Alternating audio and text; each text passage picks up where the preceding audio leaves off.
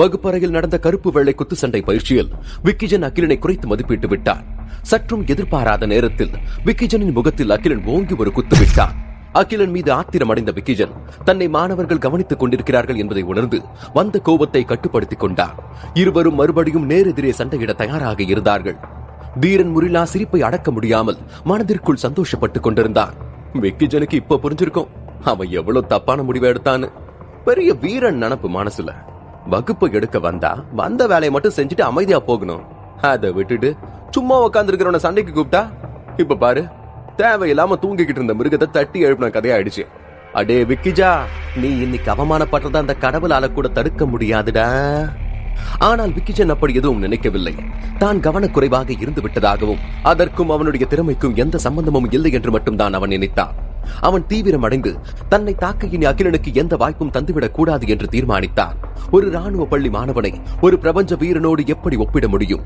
உண்மையில் பெரும்பாலான மாணவர்களும் அப்படித்தான் நினைத்தார்கள்.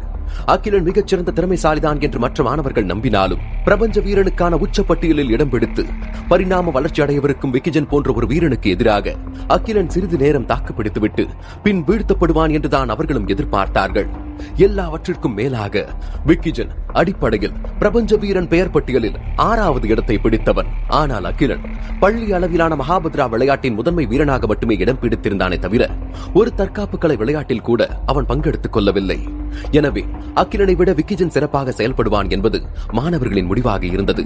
அகிலா வா, யோசிக்காத, உன்கிட்ட இருக்கிற திறமைய மாணவர்களுக்கு காட்டு, வா வா வா வா என்று புன்னகையுடன் கூறிய விக்கிஜன் தன் வாக்கியத்தை முடிக்கும் போது அகிலனை பார்த்து முறைத்தான். அகிலன் நேரடியாக விக்கிஜனின் முகத்தை நோக்கி தனது முஷ்டியை சுழற்றினார்.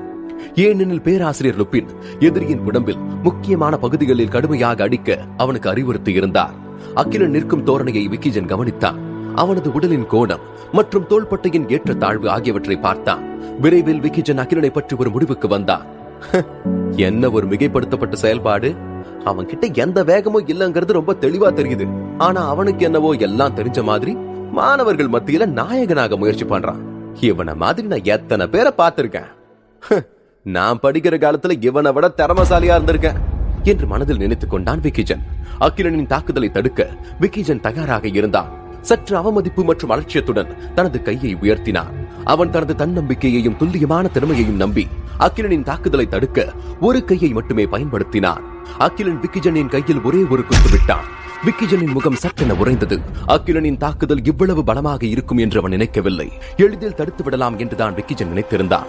ஆனால் அகிலன் தாக்கிய வேகத்தில் விக்கிஜனின் கை அவன் முகத்திலேயே வேகமாக அறைந்தது. விக்கிஜனுக்கு மூக்கில் அடிபட்டு கண்கள் கலங்கியது. விக்கிஜன் நிற்க முடியாமல் தலை சுற்றி தரையில் அமர்ந்தான். வகுப்பறைக்குள் மாணவர்கள் மத்தியில் ஒரு பெரிய சலசலப்பு ஏற்பட்டது. முதலில் விக்கிஜன் தாக்கப்பட்டது ஏதோ கவனக்குறைவு என்றுதான் மாணவர்களும் நினைத்திருந்தார்கள். ஆனால் 2வது முறை விக்கிஜன் மிகவும் கடினமாக இருந்தும் அகிலன் சரியாக அவனை தாக்கிவிட்டான் என்பதை மாணவர்களால் நம்ப முடியவில்லை. விக்கிஜன் அகிலனை குறைச்சு மதிப்பிட்டாரு. அட, அகிலன் கலங்குறானே, அவன் இந்த கருப்பு வெள்ளை குத்து சண்டையில கூட வித்தகாரன தான் இருக்கா. அகிலன் தோக்குறானோ ஜெயிக்கிறானோ, ஆனா இந்த ஒரு அடி போதும். விக்கிஜன் இந்த ஜென்மத்துக்கு அகிலனை மறக்க மாட்டான். ஒரு பிரபஞ்ச வீரன்னு தெரிஞ்சும் கூட தைரியமா சண்டை போட்டான் பாரு. அதுதான் அகிலனோட தனித்துவம். சும்மா சதற விட்டுட்டான்பா. ஜடாயு ராணுவ பள்ளிக்கு இவனாலதான் பெருமை. அடி வாங்கினதும் விக்கிஜனோட முகத்தை பாத்தியா எப்படி சுருங்கி போச்சுன்னு. அகிலன் தான் என்னோட முன்மாதிரி. ஏன்னா விக்கிஜன் மாதிரி ஒருத்தனை அடி வாங்கி தரையில உட்கார வைக்க எத்தனை ராணுவ பள்ளி மாணவர்களால முடியும்? நல்ல வேலை, இன்னைக்குதான் பேராசிரியர் லுப்பினோட வகுப்பு சுவாரஸ்யமா போய்கிட்டு இருக்கு என்று மாணவர்கள் அவர்களுக்குள் கிசுகிசுக்க தொடங்கினார்கள். தீரன் முரிலாவால் சிரிப்பை அடக்க முடியவில்லை. அடே விக்கிஜா, நீ புத்திசாலியா இருந்தா உன்னை அவன் மேலும் அவமானப்படுத்துறதுக்கு முன்னாடி ஏதாவது போலியான காரணத்தை சொல்லியாவது போட்டியில இருந்து விலகிறதுக்கான வழியை கண்டுபிடி. இல்லனா இருக்கிற கொஞ்ச நஞ்ச மரியாதையையும் அவன் மொத்தமா வாங்கிடுவான் என்று நினைத்தான். பேராசிரியர் லுப்பின் ஒரு தீவிரமான பகுப்பாய்வு செய்து மாணவர்களுக்கு பாடத்தை விவரித்துக் கொண்டிருந்தார். எல்லாரும் அகிலனோட கால் விரல்களை கவனம் செலுத்துங்க. அது சற்று வெளிப்புறமா சுட்டி காட்டப்பட்டிருக்கிறத கவனிச்சிங்களா? இதுதான் வெள்ளை முஷ்டி விசையை பயன்படுத்துறதுக்கான தோற்றம். ஆனா அவனோட தாக்குதல் கருப்பு முஷ்டியினோடது. ஒருத்தன் தன்னோட தாக்குதலை 2 விதமா நடத்தலாம். ஆனா ஒருத்தன் எப்படி தாக்க வர்றாங்கிறத எதிராளி தான் சரியா கண்டுபிடிக்கணும். அப்படின்னா மட்டும்தான் அவனால தாக்குதலை தடுக்க முடியும். அகிலன் தன்னோட எதிராளியை குழப்பறதுக்காகத்தான் இந்த மாதிரி ஒரு தோரணையில நின்னுக்கிட்டு இருக்கான். இப்போ நீங்க அவனோட இடுப்பு மற்றும் தோள்பட்டைகள்ல கவனத்தை செலுத்துங்க என்று பேராசிரியர் லுபின் அகிலனின் தாக்குதலை ஒரு முப்பரிமாண மாயத்திரையில் காண்பித்து மீண்டும் வாசித்து இந்த அடியின் பலத்தை சுட்டிக்காட்டி விரிவான பகுப்பாய்வு செய்தார். பேராசிரியரின் தொனி எப்போதும் போல மந்தமாகவே இருந்தாலும் அவர் அகிலனின் திறமையை வெகுவாக பாராட்டினார். அகிலனின் தோளில் அமர்ந்திருந்த சின்னு, அட இந்த ஆள் என்னப்பா தன்னோட கடமையில கண்ணும் கருத்துமா இருக்காப்ல. இந்த மாணவர்களும் அவர் நடத்துறதெல்லாம் புரிஞ்ச மாதிரியே மண்டைய ஆட்டுறானுங்களே என்றது. ஓஹோ, இது பிரமிப்பா இருக்க, ஒரே அடியில இவ்வளவு விவரங்கள் இருக்கா? பேராசிரியரின் பேச்சை கேட்ட மாணவர்கள் ஆச்சரியப்பட்டனர். விக்கிஜன் தனது ரத்தம் தோய்ந்த முகத்தை துடைத்துக் கொண்டு போலியாக சிரித்தபடியே எழுந்தான். ஆனால் முரிலா நினைத்தது போல அவன் சண்டையை கைவிடவில்லை. விக்கிஜன் தனது கவனக்குறைவால் தான் மறுபடியும் தவறு நேர்ந்தது என்று தொடர்ந்து நம்பி மீண்டும் அகிலனுக்கு எதிராக தயாராக நின்றான். விக்கிஜன் மனதில் என்ன இருக்கிறது என்பதை அகிலன் நன்கு அறிந்திருந்தான். மேலும் விக்கிஜன் தனது சொந்த பலத்தை காட்ட ஒரு மாணவனை பயன்படுத்த விரும்பினான் என்பதையும் புரிந்து கொண்டான். ஆனால் அகிலன் தன்னை 2 முறை தாக்கி அசர வைப்பான் என்பதை விக்கிஜன் எதிர்பார்க்கவில்லை. விக்கிஜனின் முகத்தில் மற்றொரு குத்து வீசப்பட்டது. அகிலன் மீதே அனைவரின் கண்களும் பதிந்திருந்தன. எந்த கண்ணோட்டத்திலிருந்து பார்த்தாலும் அகிலனின் தாக்குதல் உறுதியாக இல்லை என்றாலும் மிகவும் கடுமையாகவே தோன்றியது. இது ஒரு பாதிப்பில்லாத குத்து என்றுதான் விக்கிஜன் முடிவு செய்தான். முதற்கட்ட உலகத்தில் கிட்டத்தட்ட ஒரு தசாப்தத்தை கழித்த விக்கிஜன் மில்லியன் கணக்கான போர்களை சந்தித்தவன். அவனது அனுபவத்தால் அவன் தனது முடிவில் நம்பிக்கையோடு இருந்தான். என்னதான் நண்பர்களுக்கிடையே நடக்கும் பயிற்சியாக இருந்தாலும் கூட எதிராளியை அடிக்க வேண்டும் என்ற எண்ணத்தில் ஒரு குத்து வீசப்பட்டால் கூட எதிராளியால் அதை உணர முடியும். வெள்ளை முஷ்டி. விக்கிஜன் தான் நினைத்தது சரிதான் என்று உறுதிப்படுத்திக் கொண்டான். மேலும் குத்துப்படுவதை தடுக்க அவனது மார்பின் குறுக்கே 2 கைகளையும் வைத்தான். ரத்தம் தலைக்கேறி விக்கிஜனின் முகம் சிவப்பு நிறமாக மாறியது. மற்றும் சற்று பின்வாங்கிய பிறகுதான் அவனது உடலை அவனால் ஆசுவாசப்படுத்திக் கொள்ளவே முடிந்தது. அவன் ஆச்சரியத்துடன் அகிலனை பார்த்தான். இது சாத்தியமே இல்லை என்று முணுமுணுத்தான். மேலும் மாணவர்கள் மிகவும் உற்சாகமடைந்து சத்தமாக கூச்சலிட தொடங்கினார்கள். அகிலன் மீண்டும் ஒருமுறை விக்கிஜனை வீழ்த்துவான் என்று அவர்கள் எதிர்பார்க்கவில்லை. வகுப்பு மட்டும் இல்லை என்றால் மாணவர்கள் அனைவரும் மேலே சென்று அகிலனை கட்டிப்பிடித்துக் கொண்டாடியிருப்பார்கள். ஏனென்றால் ஒரு ஜடாயு ராணுவ பள்ளி மாணவன் தொடர்ச்சியாக 3 முறை பிரபஞ்ச வீரன் பட்டியலில் இடம் பிடித்தவனை வீழ்த்துவது மிகவும் மரியாதைக்குரியது. எதிர்காலத்தில் யாரேனும் பிரபஞ்ச வீரர்களின் முதன்மை பட்டியலில் இடம் பிடித்த வீரனை பாராட்ட துணிந்தால் இந்த வகுப்பின் மாணவர்கள் இவ்வாறு கூறலாம்: 6வதா தேர்ந்தெடுக்கப்பட்ட ஒரு பிரபஞ்ச வீரன் என்னோட வகுப்பு தோழ ஒருத்தனால ரொம்ப மோசமா தாக்கப்பட்டான். நல்ல வேலை நான் போகல. அப்படி மட்டும் போயிருந்தேன் என்கிட்ட இன்னும் மோசமா தோத்து போயிருப்பான் அந்த விக்கிஜன். இங்க பாருங்க, நான் தற்பெருமை பேசுறதா மட்டும் நினைக்க வேண்டாம். இதை நீங்க யார்கிட்ட வேணும்னாலும் கேட்டு தெரிஞ்சுக்கோங்க. பேராசிரியர் லுபின் இன்னும் தனது வேலையை சரியாக செய்து கொண்டிருந்தார். அகிலனின் செயல்திறனில் புதிந்துள்ள கோட்பாட்டு அறிவை மாணவர்களுக்கு விரிவாக விளக்கினார். ஆனால் என்றும் இல்லாதது போல மாணவர்கள் இம்முறை மிகவும் ஒழுக்கமாக இந்த கட்டத்தில் கூட அவரது வார்த்தைகளுக்கு கவனம் செலுத்தினார்கள். மறுபுறம் அகிலனோடு சண்டையிட ஒப்புக்கொண்ட விக்கிஜனை நினைத்து தீரன் முரிலா பரிதாபப்பட்டான். தீரன் முரிலா தன் தலையை ஆட்டியபடி, விக்கிஜனுக்கு இன்னைக்கு நேரம் சரியில்லை, அவன் முன்கூட்டியே சுதாரிச்சிருக்கணும், காலம் கடந்துருச்சு, அவன் அவமானப்படுறதை எல்லாருமே இப்ப பாத்துட்டாங்க என்று உண்மையாகவே விக்கிஜனை நினைத்து வருத்தப்பட்டான் முரிலா. விக்கிஜனின் முன்மொழிவுக்கு அகிலன் ஒப்புக்கொண்டு தற்காப்பு பக்கம் திரும்பினார். அகிலன் மீது தனது பார்வையை நிலைநிறுத்தி விக்கிஜன் தன் முழு பலத்தையும் பயன்படுத்தி அகிலனை நோக்கி தனது முஷ்டியை சுழற்றினார். மாணவர்களின் பயந்த முகங்களை பார்க்கும் போது விக்கிஜன் உள்ளுக்குள் சிரித்துக் கொண்டே யோசித்தான். எல்லாருமே யோசிச்சிருப்பாங்க, நான் அகிலன் மேல கோவத்துல தாக்குறேன்னு. ஆனா அகிலன் என்கிட்ட பயன்படுத்தின அதே யுக்தியை வச்சுதான் நான் அவனை இப்ப தாக்க போறேன். இந்த முறை நான் அவனை வீழ்த்தி யார் உண்மையிலேயே பெரிய ஆள்னு நிரூபிக்கிறேன், இழந்த மரியாதையை மீட்டெடுக்கிறேன். அகிலன் நிச்சயமாக தனது தாக்குதலை தடுக்க மாட்டான் என்று விக்கிஜன் நம்பினார். ஆனால் அவன் நினைத்ததற்கு எதிர்மறையாக அகிலன் மிகவும் சுலபமாக அவனது தாக்குதலை தடுத்தான். அகிலன் வெறுமனே விக்கிஜனின் முஷ்டிக்கு முன்னால் தன் ஒரு கையை மட்டும் நீட்ட விக்கிஜனின் முகம் திடீரென வெளிர் நிறமாக மாறியது. ஏனெனில் அவனது முஷ்டியை அகிலன் பிடித்து நிறுத்தினார். இருவரும் அசையாமல் அப்படியே நின்றனர். அடச்ச, அட்டகாசம், அருமை! இது ஒரு கருப்பு முஷ்டின்ல நான் நினைச்சேன். ஆனா அதை எப்படி அவன் வெள்ள முஷ்டியா மாத்தனா? இந்த வித்தையெல்லாம் அவன் எங்க இருந்துதான் கத்துக்கிட்டான்? செம்மையா சண்டை போடுறான்பா. அவனோட திறமை மேல அதீத நம்பிக்கை வச்சிருக்கான். அவன் எல்லாத்திலுமே கலக்குறாயா? பேராசிரியர் லுபின் இன்னும் நுணுக்கமாக ஆராய்ந்து கற்பித்துக் கொண்டிருந்தார். அகிலனின் செயல்பாடுகளை பற்றி கேள்விப்பட்டதிலிருந்து அதிகமான மாணவர்கள் வகுப்பை காண வந்திருந்தனர். வகுப்பறையின் ஜன்னல்களுக்கு வெளியே உள்ள நடைபாதை கூட மாணவர்களால் நிரம்பி இருந்தது. வர முடியாதவர்களும் தங்களின் நவீன சாதனத்தின் வழியாக ஒத்திசைவான முப்பரிமாண நேரலையை பார்த்துக் கொண்டிருந்தனர். நிராலி அவளது வகுப்பில் அமர்ந்திருந்தாள்.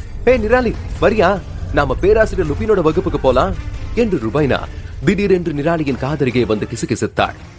சும்மா இருடி, என்ன பார்த்து கவனிக்க விடு என்றாள் நிராலி. அகிலனை கடந்த 10 நாட்களாக பார்க்காததால் நிராலி மோசமான மனநிலையில் தென்பட்டாள். ஏய், உனக்கு விஷயமே தெரியாதா? பிரபஞ்ச வீரர்களான தீரன் முரிலாவும் விக்கிஜனும் நடைமுறை வகுப்புகள் எடுக்கிறதுக்காக பேராசிரியர் லுப்பினோட வகுப்புக்கு வந்திருக்காங்களாம். நிறைய மாணவர்கள் தங்களோட வகுப்புகளை புறக்கணிச்சுட்டு பேராசிரியர் லுப்பினோட வகுப்புக்கு தான் போய்கிட்டு இருக்காங்க.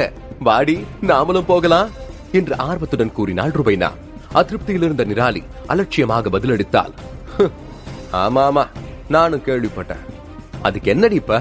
உனக்கு வேணும்னா நீ போய் பாருடி, நான் வரல என்றாள். அதுக்கு இல்லடி, விக்கிஜன் கருப்பு மற்றும் வெள்ளை குத்து சண்டைக்கு பயிற்சி செஞ்சு காட்ட ஒரு அதிபுத்திசாலியான மாணவனை தன்னோட எதிரியா தேர்ந்தெடுத்திருக்காரு. ஆனா எதிர்பாராத விதமா அந்த மாணவன் கிட்ட தொடர்ந்து 3 முறை விக்கிஜன் அடி வாங்கி அவமானப்பட்டிருக்காரா. அத பாக்க தாண்டி பசங்க எல்லாரும் போயிருக்காங்க. யாரடி அந்த அதிபுத்திசாலி? துர்முகனா என்று நிராலி சிறிது நேரம் யோசித்து விட்டு சந்தேகத்துடன் கேட்டாள். சி, இப்பதானே நான் புத்திசாலின்னு சொன்னேன் என்று கடிந்தாள் ருபைனா. அப்ப வேற யாரடி அந்த அதிபுத்திசாலி? நீயே சொல்லு என்று வற்புறுத்தி கேட்டாள் நிராலி. வேற யாரா இருக்கும்? மகாபத்ரா போட்டிகள்ல ரொம்ப திறமையா விளையாடி கோப்பைய ஜெயிச்சு எல்லாருடைய கவனத்தையும் ஈர்த்து ஒரே நாள்ல இந்த பள்ளியோட பிரபலமானானே, அவனை தாண்டி அதிபுத்திசாலின்னு சொன்னேன் என்று கூறினாள் ருபைனா. அகிலனா என்று நிராலி யோசித்தாள். உடனே தன்னுடைய மாயத்திரையை துவக்கி தரவுகளை தேடி பேராசிரியர் லுப்பினின் வகுப்பினை நேரலை காணொளியில் கண்டாள். அவள் அந்த காணொளியை துவக்கியதும் விக்கிஜன் அகிலனை முகத்தில் குத்துவதற்கு கையை சுழற்ற அதை அகிலன் மிகவும் சாதாரணமாக ஒரே கையில் தடுப்பதை பார்த்தாள். அட்ராஸ் அக்க, நம்ம புத்திசாலி அட்டகாசமா சண்டை போடுறான்ல. பாவம், அவனை எதிர்த்து சண்டை போடுற விக்கிஜன் தான் ரொம்ப பலவீனமா இருக்கான். இதுவே என்னோட தலைவன் தீரன் முரிலா மட்டும் அந்த இடத்துல இருந்திருந்தா நம்ம புத்திசாலியை கதற விட்டிருப்பாரு என்று ஆர்வத்துடன் கூறினாள் ருபைனா. அவள் தீரன் முரிலாவின் தீவிரமான ரசிகை. அதனால்தான் முதலில் இருந்தே இந்த வகுப்பை காண வேண்டும் என்ற ஆர்வத்தில் இருந்தாள். சிறிது நேரம் காணொளியை பார்த்த பிறகு அவள் மீண்டும் தொடர்ந்தாள். இந்த புத்திசாலியோட முகம் எனக்கு பரிச்சயமான முகம் மாதிரியே தெரியுதே, இவனை நான் எங்கேயோ பார்த்திருக்கனே என்று யோசித்தாள்.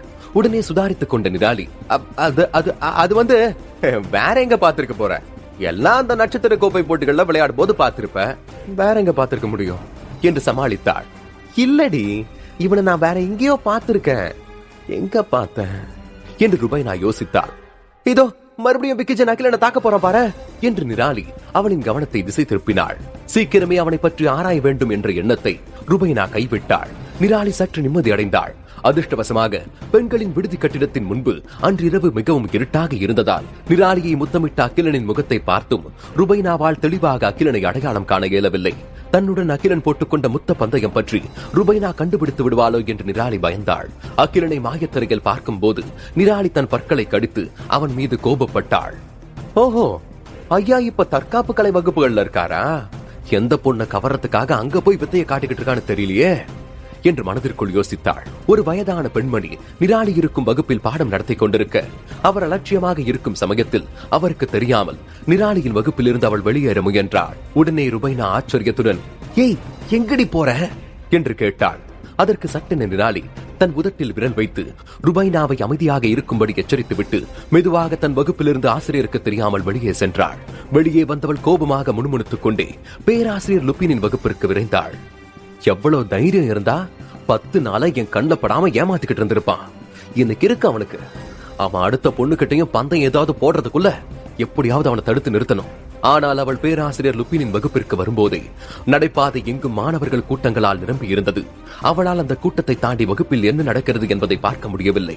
நிராலி தொடர்ந்து தன் மாயத்திரையில் வகுப்பில் நடப்பதை கண்காணித்துக் கொண்டிருந்தாள். அகிலன் வெளியே வருவதற்காக காத்திருந்தாள். கருப்பு மற்றும் வெள்ளை குத்து சண்டைய அகிலன் மிக சரியா நமக்கு செஞ்சு காட்டியிருக்கான் என்று கற்பிப்பதில் தீவிரமாக இருந்த பேராசிரியர் லுப்பின் அகிலனின் செயல்திறனை பற்றி ஒரு சிறந்த பகுப்பாய்வு செய்து மாணவர்களுக்கு விளக்கிக் கொண்டிருந்தார். விக்கிஜன் தான் இவ்வளவு பலவீனமானவன் என்பதை அவனால் நம்ப முடியவில்லை. மேலும் 3 முறை வெள்ளை முஷ்டியால் அகிலனை தாக்க முயற்சித்தும் கூட ஒவ்வொன்றையும் அகிலன் ஒற்றை கையால் எளிதாக தடுத்தான். விக்கிஜனின் முகம் இருளடைந்த வீடு போல கலை இழந்து போனது. மேலும் பேராசிரியர் லுப்பின் கருப்பு மற்றும் வெள்ளை குத்து சண்டை பயிற்சிக்கு முற்றுப்புள்ளி வைக்க நினைத்தார். விக்கிஜனின் முகம் கிட்டத்தட்ட சோகமாக இருந்தது. அவன் தனது திறமைகளை ஜடாயு ராணுவ பள்ளி மாணவர்களிடம் காட்ட விரும்பினான். ஆனால் ஒரு உச்ச பட்டியலில் இடம் பிடித்த பிரபஞ்ச வீரனாக இருந்தாலும் ஒரு ராணுவ பள்ளி மாணவனால் மிகவும் மோசமான முறையில் அவமானப்படுத்தப்பட்டான். இது ஒரு வெட்கக்கேடான செயல் என்று விக்கிஜன் நினைத்து வருந்தினான். இதில் மோசமான பகுதியாக விக்கிஜன் கருதுவது என்னவென்றால், அகிலன் ஆரம்பம் முதல் இறுதி வரை பேராசிரியர் லுபினின் அறிவுறுத்தலை மட்டுமே பின்பற்றினான். வெற்றி பெற்ற பிறகு எந்த பெருமையும் அவன் காட்டவில்லை. விக்கிஜனை ஒரு பொருட்டாக கூட அவன் மதிக்கவில்லை. ஏதோ ஒரு சண்டையிட தெரியாத சிறுவனுடன் சண்டையிட்டு ஜெயித்தது போல அவன் அந்த வெற்றியை கொண்டாடாமல் இருந்தான். இது அவனை மேலும் அவமானப்படுத்தியது. அகிலா, நீ கருப்பு வெள்ள குத்துச்சண்டையில இவ்வளவு திறமசாலியா இருப்பன்னு நான் எதிர்பார்க்கவே இல்ல என்று ஆச்சரியப்பட்டான் அகிலனின் நண்பன் யோகன். விக்கிஜனின் முகம் இருண்ட நிலையில் அமைதியின்றி இருந்தது. மாணவர்கள் அகிலனை பார்த்துக் கொண்டே இருந்தனர். வகுப்பில் யாரும் கிசுகிசுக்கவில்லை என்றாலும் நேரலையில் பல கருத்துக்கள் வந்தன. ஆஹா, பிரபஞ்ச வீரனிய வென்ற திறமசாலி ஜடாயு ராணுவ பள்ளியில இருக்கானா? வெறும் 3 அடிதான் அந்த பிரபஞ்ச வீரன் காலி. ஜடாயு ராணுவ பள்ளியில ஒரு பிரபஞ்ச வீரன் உருவாக போறான். மகாபத்ரா போட்டிகளா இருந்தாலும் கருப்பு வெள்ள குத்து சண்டை போட்டிகளா இருந்தாலும் இவன் பட்டைய கலப்புறானு. அகிலன் தீரன் முரிலாவோட சண்டை போட்டுக்கணும். அப்ப இந்த பயிற்சி சண்டை ரொம்ப கடுமையா இருந்திருக்கும்ல. அப்ப யார் ஜெயிப்பாங்கன்னு பாக்கணும். யோ, இந்த கேள்வி இந்த நேரத்துல அவசியம் தானே? கண்டிப்பா அகிலன் தான் ஜெயிப்பான். அப்படிலாம் கிடையாது. தீரன் முரிலா விக்கிஜனை விட பல மடங்கு நேர்த்தியான திறமசாலி. தீரன் முரிலா தான் பல வருஷங்களா பிரபஞ்ச வீரன் போட்டியில முதல் இடத்துல இருக்காரு. அவர் கூடிய சீக்கிரமே 2ஆம் கட்ட உலகத்துக்கும் போயிடுவாரு. அவர் முன்னாடி அகிலன்லாம் ஒரு பெரிய ஆளே கிடையாது. அப்படியா? அதுக்கு தீரன் முரிலா 2 பேரை கண்டிப்பா தோக்கடிச்சாகணும். ஒன்னு அவரோட நண்பன் ஹடுசா, இன்னொன்னு டாலர். தீரன் முரிலா திறமசாலிதான், ஆனா நமக்கு புதுசா ஒரு நாயகன் கிடைச்சிருக்கானே. எனக்கு என்னமோ முரிலாவுக்கு இவன் தான் சரியான போட்டியா இருப்பானோன்னு தோணுது. ஐயோ, தீரன் முரிலாவும் அகிலனும் சண்டை போடுறத பார்க்க எனக்கு ரொம்ப ஆர்வமா இருக்கே. அகிலன் இப்ப ரொம்ப மெனக்கெட்டு தான் ஒரு திறமசாலின்னு யாருக்கும் நிரூபிக்க வேண்டிய அவசியம் இல்ல. ஏன்னா அதுக்கான வழியா விக்கிஜனே அமைச்சு கொடுத்துட்டான். ஆனா இதுவே முரிலா மட்டும் விக்கிஜனோட இடத்துல இருந்திருந்தா அகிலனை இவ்வளவு தூரம் செயல்பட்டு விட்டுருக்க மாட்டாரு. முரிலாவும் அகிலனும் சண்டை போடுறத பார்க்க முடியலையே என்று நேரலையை பார்த்துக் கொண்டிருந்த மாணவர்கள் அவர்களுக்கு தோன்றிய கருத்துக்களை தெரிவித்தனர். மற்றவர்களின் கருத்து பதிவுகளை பார்த்துக் கொண்டிருந்த நிராலி புன்னகைத்தாள். அதிகப்படியான மாணவர்கள் அகிலனை புகழ்ந்து கொண்டிருந்தனர். அவளுக்குமே அகிலனின் செயல்பாடுகளை பார்த்து அவனை புகழ வேண்டும் என்றுதான் தோன்றியது. பேராசிரியர் லுபினின் வகுப்பு நிறைவடைந்த பிறகு அனைத்து மாணவர்களும் அகிலனை சூழ்ந்து நின்று கொண்டு அவனை பாராட்டினார்கள். நிராலி அதை தள்ளி நின்று பார்த்துக் கொண்டிருந்தாள். இந்த கூட்டத்தில் வைத்த அகிலனை அவளால் சந்திக்க இயலாது. எனவே அவள் பொறுமையாக காத்திருந்தாள். மாணவர்கள் கலைந்து செல்வதாக தெரியவில்லை. எனவே நிராலி உணவகத்திற்கு சென்றாள். நேரத்தை பார்த்தாள். இந்த நேரத்துக்கு அகிலன் கண்டிப்பா இந்த உணவகத்துக்கு தான் வருவான். ஏன்னா இங்கதான் அவனுக்கு விருப்பமான ரத்த சாறு கிடைக்கும். அவன் தனியா வரட்டும், பேசிக்கிறேன் என்று அகிலனுக்காக காத்திருந்தாள். நிராலி செல்லும் வழியில் ருபைனாவால் தடுத்து நிறுத்தப்பட்டாள். ஏய் நிராலி, எங்க வேகமா போய்கிட்டு இருக்க? நீ போய் அந்த அதிபுத்திசாலி வகுப்புல சண்டை போடுறத பாத்தியா என்று அவசரமாக கேட்டாள். நான் அவனை தான் பார்க்க போறேன்னு உனக்கு யார் சொன்னா என்று எரிச்சலுடன் நிராலி கேட்டாள். அப்புறம் எதுக்காகடி நீ பாதிலே வகுப்புல இருந்து வெளியே?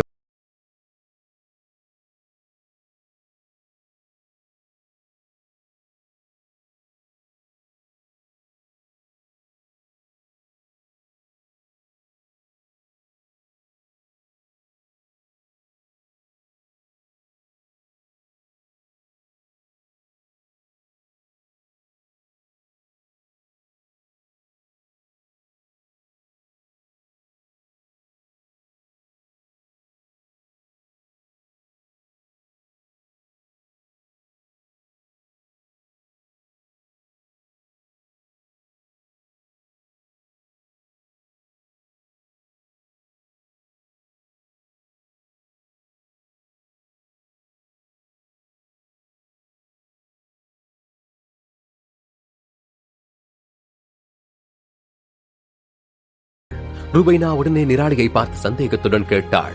ஏ நிராலி, நீ இவனுக்காக தான் காத்துக்கிட்டு இருந்தியா?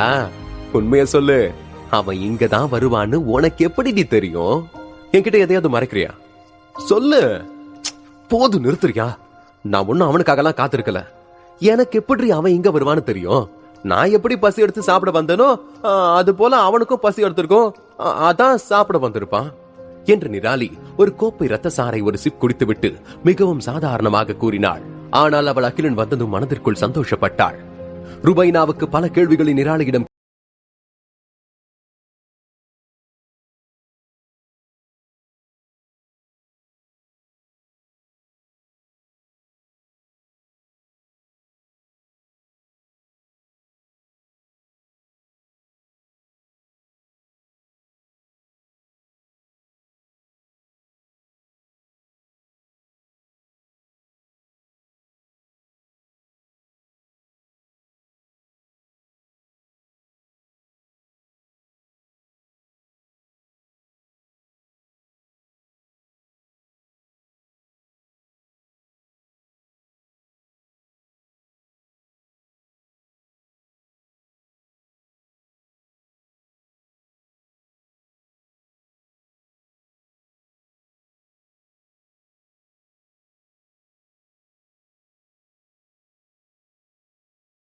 மேல உள்ள கோவத்துல ஏதோ தெரியாதனமா இங்க வந்துட்டேன்.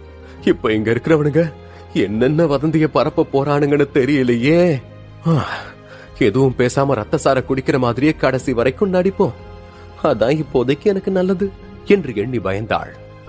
வாங்க அகிலன், என்னோட பேரு ருபைனா. இவ என்னோட அரை தோழி நிராலி. நீங்க இவளை பத்தி கேள்விப்பட்டிருக்கீங்க? இவ இந்த பள்ளியில ரொம்ப பிரபலம் என்று புன்னகையுடன் அறிமுகப்படுத்திக் கொண்ட ருபைனா அகிலனிடம் கைக்குலுக்கிக் கொள்ள கையை நீட்டினாள். அகிலன் ருபைனாவுடன் உற்சாகமாக கைக்குலுக்கி விட்டு, நான் வில்வித்த துறையை சேர்ந்தவன், அப்புறம் நான் தான் நிராலியோட அந்த காதலன் என்றான். அதை கேட்டதும் நிராலிக்கு பொற ஏறி குடித்துக் கொண்டிருந்த அந்த பானத்தை துப்பினாள். அதை கேட்ட உணவகத்தில் இருந்த மற்றவர்களும் தங்களுக்குள் சலசலக்க தொடங்கினார்கள். அகிலன் அதை தன்மையாகவே கூறியிருந்தாலும் மற்றவர்களின் செவிகளுக்கு அதை கேட்டபோது மிகவும் திமிராக கூறியது போலவே இருந்தது.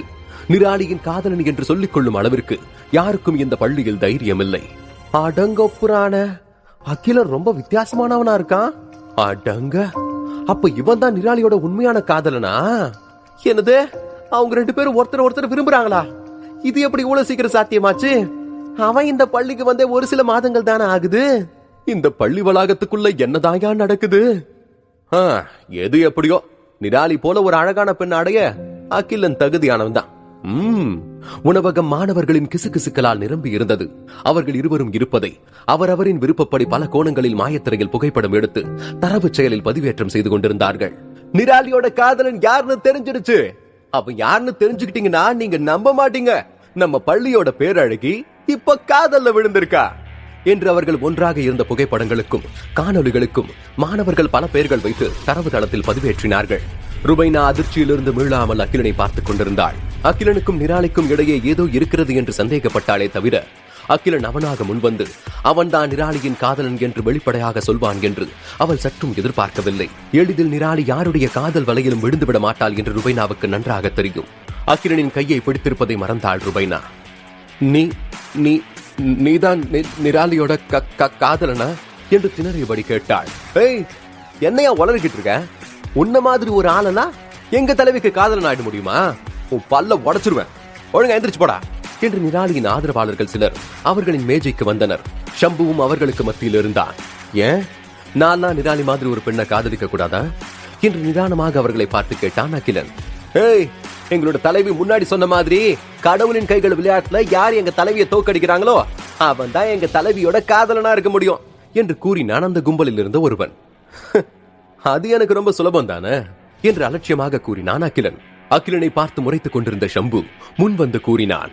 நிராலி அடைய நினைக்கிறதுக்கு முன்னாடி நீ என்ன தோக்கடிக்கணும் என்றான். ஷம்புவிற்கு அகிலனின் மகாபத்ரா இயந்திரங்களை இயக்கும் திறமையை பற்றி நன்றாக தெரியும். அகிலனின் கைகள் மிகவும் வேகமானவை என்றும் அவன் ஒரு சவாலான போட்டியாளன் என்பதும் ஷம்புவிற்கு இப்போது நன்றாக புரிந்திருந்தது. உன்னை தோக்கடிக்கிறது இன்னும் எனக்கு சுலபம் தானே என்று சிரித்து கிண்டல் அடித்தான் அகிலன். ஏய், இப்ப நீ என்ன சொன்ன என்று அந்த கும்பல் அகிலன் மீது ஆத்திரம் அடைந்தார்கள். ஷம்பு அவர்களை தடுத்து நிறுத்தினான்.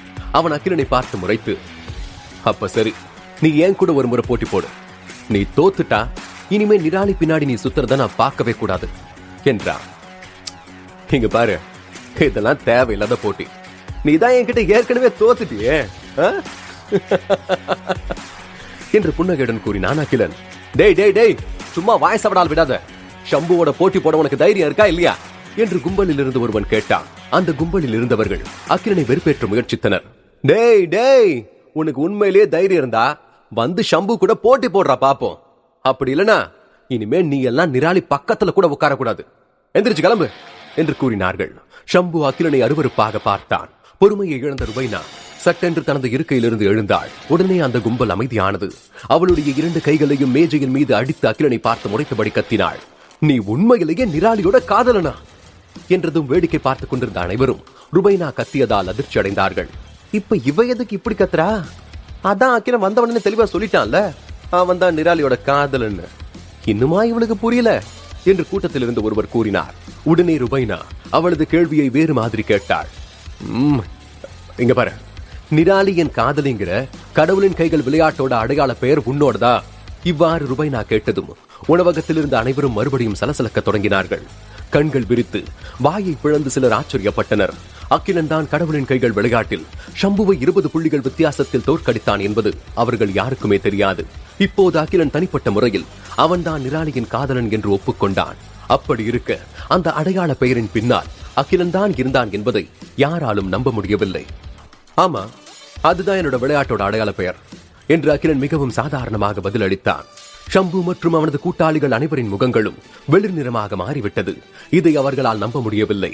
நிராலி என் காதலி என்கிற அடையாள பெயருக்கு பின்னால் அகிலன் தான் இருக்கிறான் என்றால் அகிலன் ஷம்புவுடன் போட்டி போட தேவையில்லை என்றுதான் அனைவருமே நினைத்தார்கள். இப்பதான் புரியுது. ஷம்புவை தோக்கடிச்சிருக்கேன்னு அகிலன் முன்னாடியே சொன்னானே, அப்ப அவன் தான் உண்மையிலேயே நிராலியன் காதலிங்கிற அடையாள பெயருக்கு சொந்தக்காரனா? இவன் அதிபுத்திசாலி மட்டும் இல்ல, அசாத்தியமான திறமசாலியும் தான். முதல்ல மகாபத்ராவில ஏற்கிறதுல ரொம்ப சிறப்பா செயல்படுறான்னு நினைச்சேன். ஆனா கருப்பு வேலை தற்காப்பு குத்து சண்டை பயிற்சியிலையும் கலந்துகிட்டு ஒரு பிரபஞ்ச வீரனையே வீழ்த்தினா. அது சரி, அப்பவே அவனோட திறமைய பார்த்து அசந்துட்டேன். இப்போ என்னடானா கடவுளின் கைகள் விளையாட்டுலயும் இவன் தான் ஷம்புவையே தோக்கடிச்சுதான் சொல்றான். இவனுக்கு தெரியாத விஷயம் ஏதாவது இருக்கா இந்த ராணுவ பள்ளியில? அடா ஆமாப்பா, இவனை மாதிரி எல்லாத்துலயும் சிறந்து விளங்குற திறமசாலிகளை பாக்குறது ரொம்பவே அபூர்வம் தான் என்று மக்கள் பிரமிப்புடன் பேசிக் கொண்டனர். அகிலன் தான் நிராலியின் காதலன், அதாவது நிராலியின் காதலி என்கிற அடையாள பெயருக்கு சொந்தக்காரன் தான் உண்மையில் நிராலியின் காதலன். இந்த செய்தி பலருக்கு நம்ப முடியாத உணர்வையும் அதே நேரத்தில் நிம்மதியையும் ஏற்படுத்தியது. எல்லாவற்றிற்கும் மேலாக உண்மையாகவே நிராலியை காதலிக்கும் ஒருவன் தான் அந்த மாதிரி ஒரு அடையாள பெயரை பயன்படுத்த முடியும். இல்லை என்றால் அது ஒரு வெட்கக்கேடான விஷயமாக இருக்கக்கூடும். ஜடாயு ராணுவ பள்ளியையே இந்த செய்தி அதிர வைத்தது. அதன் வளாகத்தில் இருந்த பேரழகிக்கு இறுதியாக அகிலன் என்ற ஆண் நண்பன் இருக்கிறான் என்கிற உண்மை அனைவருக்கும் தெரிந்தது. அந்த ஒட்டுமொத்த பள்ளியிலேயே அழகி நிராலி என்றால் அகிலனும் சாதாரணமான ஆள் இல்லை. இப்போது அவளை விட இன்னும் பிரபலமானவன்.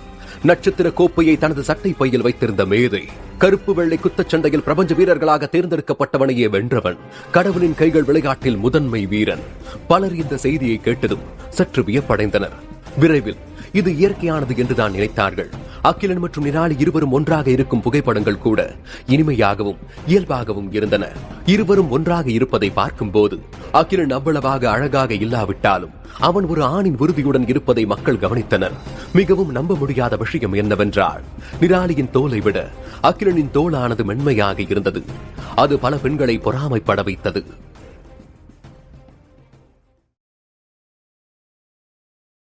நிராலியும் அகிலனும் சேர்ந்திருந்த புகைப்படம் அழகாக இருந்தது. மிகவும் பொருத்தமான ஜோடி என்று மாணவர்கள் மத்தியில் பரவலாக பேசப்பட்டது. அவர்கள் இருவரும் வேறு யாருடனாவது ஜோடியாக இருந்தால் பொருத்தமற்றதாக இருக்கும் என்றும் நம்பினார்கள். கொஞ்சம் இரு, நாம 2 பேரும் இதுக்கு முன்னாடி சந்திச்சிருக்குமா என்று அகிலனை பார்த்து எதையோ ஞாபகப்படுத்திக் கொள்ள முயற்சித்தாள் ருபைனா. திடீரென்று அகிலனை எங்கு பார்த்தாள் என்று அவளுக்கு நினைவுக்கு வந்தது. அவள் தன் விரலால் அகிலனை சுட்டிக்காட்டி, நீ நீ நீதான அன்னைக்கு ராத்திரி ஒரு பொண்ணோட என்று திணறியபடி சொல்ல முயற்சித்தாள். ருபைனா சொல்ல வருவதை சொல்லி முடிப்பதற்குள் நிராலி அவளை இடைமறித்து ருபைனாவை அங்கிருந்து இழுத்துச் சென்றாள். நிராலி அவளது அறையில் போர்வையால் தன் முகத்தை மூடிக்கொண்டிருந்து படுக்கையில் படுத்திருந்தாள். அவள் அருகில் அமர்ந்திருந்த ருபைனா ஒரு வஞ்சகமான புன்னகையுடன் அவளிடம் புலம்பினாள். அடியே, உனக்கு இவ்வளவு தைரியம் இருக்குன்னு நான் கூட நினைச்சு பாக்கலடி. அகிலனும் நீயும் எப்பல இருந்து நீ காதலிக்க ஆரம்பிச்சீங்க? ரொம்ப கமுக்கமா அவனை உனக்கு தெரியாத மாதிரியே நடிச்சு என்னை ஏமாத்திட்டல. இதுல நிராலியின் காதலிக்கு பின்னாடி யார் இருக்கான்னு தேட போறன்னு வேற சொல்லிக்கிட்டு இருந்த. ரொம்ப பெரிய கேடி தாண்டி நீ என்றாள். நிராலியின் குரல் போர்வைக்குள்ளிருந்து வெளியே வந்தது.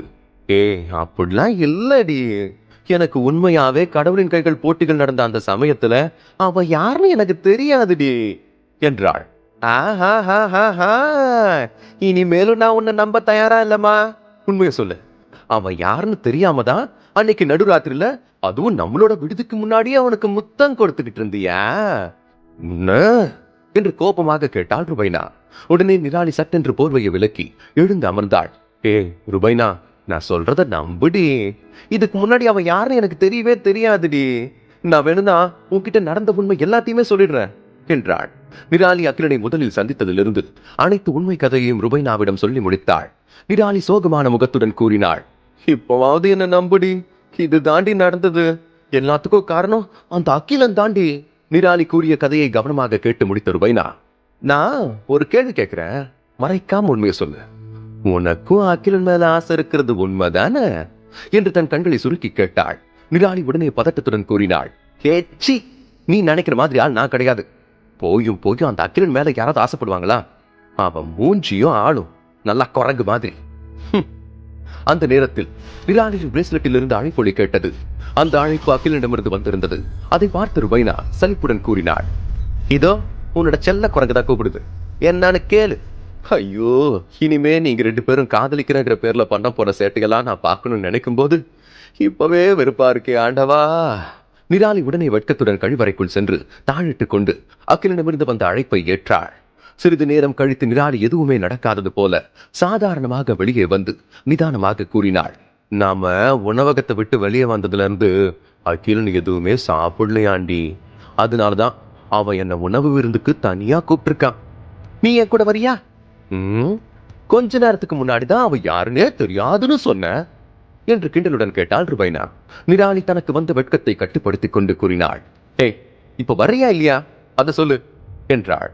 கண்டிப்பா வர. நீயும் அகிலனை எப்படிதான் காதல் பண்றீங்கன்ற அழக நானும் பார்க்கணும்ல என்று சிரித்தபடி கூறிவிட்டு தன் உடைகளை மாற்றச் சென்றாள் ருபைனா. நிராலியும் ருபைனாவும் அகிலன் அழைத்த தனி அறைக்கு சென்று பார்க்க அங்கு அகிலனும் யோகனும் அமர்ந்து பேசிக் கொண்டிருந்தார்கள். நிராலியும் ருபைனாவும் அறைக்குள் வருவதை கண்டதும் அகிலன் அவர்கள் இருவரையும் வரவேற்று நிராலி அமர ஒரு நாற்காலியை நகர்த்தினான். அதே போல யோகனும் ருபைனாவை வரவேற்று நாற்காலியை நகர்த்த அவளை அமரச் செய்தான். பொறுமையை இழந்த ருபைனா அமர்ந்த உடனே கூறினாள், அகிலன், நீ ரொம்ப சாமர்த்தியசாலிதான். நிராலிக்காக நிறைய பேர் இந்த ராணுவ பள்ளி வளாகத்துல போட்டி போட்டுக்கிட்டு இருக்காங்க. ஆனா அவ கடைசியில உனக்கு தான் கிடைச்சிருக்கா. அப்படியா நிராலி? நீ எனக்கு முழுசா கிடைச்சிட்டேன்னா உன்னோட தோழி சொல்றாங்க. உண்மையாவா என்று அகிலன் புன்னகையுடன் கேட்டான். நிராலி வெட்கப்பட்டு அகிலனின் காலை மிதிக்க அவன் கத்தினான். அதை பார்த்த ருபைனா சிரித்தாள். அகிலன், நான் என்ன மறுபடியும் அறிமுகப்படுத்திக்கிறேன். என்னோட பேரு ருபைனா, நிராலியோட உயிர் தோழி என்றாள். அகிலனும் தன்னை மறுபடியும் அறிமுகம் செய்து கொண்டான். என்னோட பேரு அகிலன், நிராலியோட ஒரே காதலன். அப்புறம் இது என்னோட அரைத்தோழன் யோகன் என்று யோகனின் தோளை தட்டி அகிலன் அவனிடம், டேய், நம்மளோட அழைப்பு ஏத்து வந்திருக்கிற பெண் விருந்தாளிகள் கிட்ட உன்னை அறிமுகப்படுத்திக்கோடா என்றான். உடனே யோகன் தனது நெஞ்சை நிமிர்த்தி கூறினான், நான் யோகன், வில்வித்தை துறையில பயிலும் மாணவன், அகிலனுடைய அரைத்தோழன், இதுவரை மக்கள் கண்டிராத மாபெரும் போர் வீரனாக உருவாக போகிறவன். ஆஹா, பெரிய நோக்கம் உள்ளவங்க பெருசா சாதிப்பாங்க. உங்களோட நோக்கம் நிறைவேற என்னோட வாழ்த்துக்கள் என்று தன் கையில் இருந்த மதுக்கோப்பையை உயர்த்தி பிடித்து ருபைனா யோகனை பார்த்து கூறினாள். 4 பேரும் இரவு விருந்தை சந்தோஷமாக கழித்தனர். அவர்களின் அனுபவங்களை பகிர்ந்து கொண்டனர். அப்போது ருபைனா கேட்டாள், அகிலா, நீ நிராலி மேல ஆசைப்பட்டிருந்தா அவ இருக்கிற கடவுளின் கைகள் சமூகத்துல சேர்றதை விட்டுட்டு எதுக்கு போய் கனரக மகாபத்ரா சமூகத்துல சேர்ந்த? கடவுளின் கைகள் விளையாட்டு எனக்கு ஒரு சவாலான விளையாட்ட தோணல. ஆனா எனக்கு மகாபத்ராவை கத்துக்கிறது ரொம்ப கஷ்டம் தோணுச்சு. அதனால அதை கத்துக்கிறதுக்காக தான் நான் அந்த சமூகத்துல போய் சேர்ந்தேன் என்று உண்மையை கூறினான் அகிலன். எனக்கு தெரிஞ்சு நீ மட்டும்தான் இந்த மாதிரி ஒரு பதில் சொல்வன்னு நினைக்கிறேன் என்று அகிலனின் பதிலை கேட்டு ருபைனா சட்டென சிரித்தாள். அதற்கு அகிலன் வேறு எதுவோ சொல்ல முன்வர அப்போது அவன் பிரேஸ்லெட்டில் இருந்து அழைப்பொலி சத்தம் வந்தது. அகிலன் தனது மாயத்தரையில் தெரிந்த பெயரை பார்த்துவிட்டு எழுந்து சென்று தனியாக பேசிவிட்டு வந்தான். ருபைனா அகிலனையே முறைத்து பார்த்திருந்தாள். ஏய், எனக்கு என்னமோ அவன் யாரோ ஒரு பொண்ணு கூட பேசுறான்னு தோணுதுடி என்று ருபைனா நிராலியிடம் கிசுகிசுத்தாள். ஏய், என்னடி சொல்ற என்று பயந்தாள் நிராலி. இரு, அவ உன்னை ஏமாத்த நான் விட்டுடுவானா, பொறுமையாரு என்றாள் ருபைனா. அகிலன் அவர்களின் அருகில் வந்து அமர்ந்ததும் நேரடியாக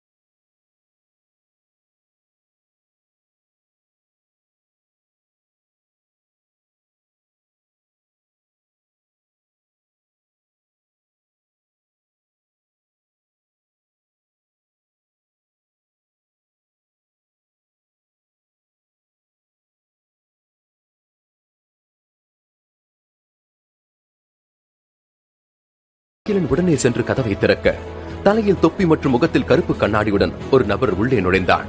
ருபைனா உடனே அவனை பார்த்து கிண்டலாக, எப்பா யாருப்பா நீ? இந்த நேரத்துல கருப்பு கண்ணாடி தலையில தொப்பி எல்லாம் போட்டுக்கிட்டு இப்படி மார்வேட போட்டிக்கு போற மாதிரி வந்திருக்க?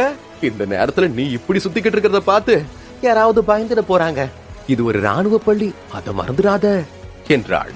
ருபைனா சும்மா இருடி என்று நிராலி அவளை கட்டுப்படுத்தினாள். அந்த நபர் பலமாக சிரித்தான். நீ சொல்றது சரிதான், ஆனா நான் சில பிரச்சனைகளை தவிர்க்க தான் இந்த மாதிரி வந்திருக்கேன் என்றான். அறைக்குள் நுழைந்த மர்ம நபர் அவனது தொப்பியையும் கண்ணாடியையும் கழட்டிவிட்டு அவனுடைய பொலிவான முகத்தை அங்கிருந்தவர்களுக்கு காட்டினான். அகிலனை தவிர அங்கிருந்த மூவரும் அதிர்ச்சியில் பேச்சு மூச்சின்றி உறைந்து நின்றார்கள். தீரன் முரிலா என்று ருபைனா திணறியபடி கூறினாள். அவள் முன்மாதிரியாக நினைத்துக் கொண்டிருந்த ஒரு பிரபஞ்ச வீரனை அருகில் கண்டதும் அவளுக்கு பேச்சு வரவில்லை. சந்தோஷத்தில் துள்ளி குதித்தாள். என்னோட பேரு தீரன் முரிலா, அகிலனோட நண்பன். என்ன மன்னிச்சிடுங்க, நான் உங்களோட விருந்துக்கு வந்து உங்களை தொந்தரவு பண்ணிட்டேன்னு நினைக்கிறேன் என்று தீரன் முரிலா புன்னகையுடன் கூறினான். ஐயோ அப்படிலாம் ஒண்ணு இல்ல என்றாள் ருபைனா. அகிலன் தோளில் அமர்ந்திருந்த சின்னு, பாத்தியா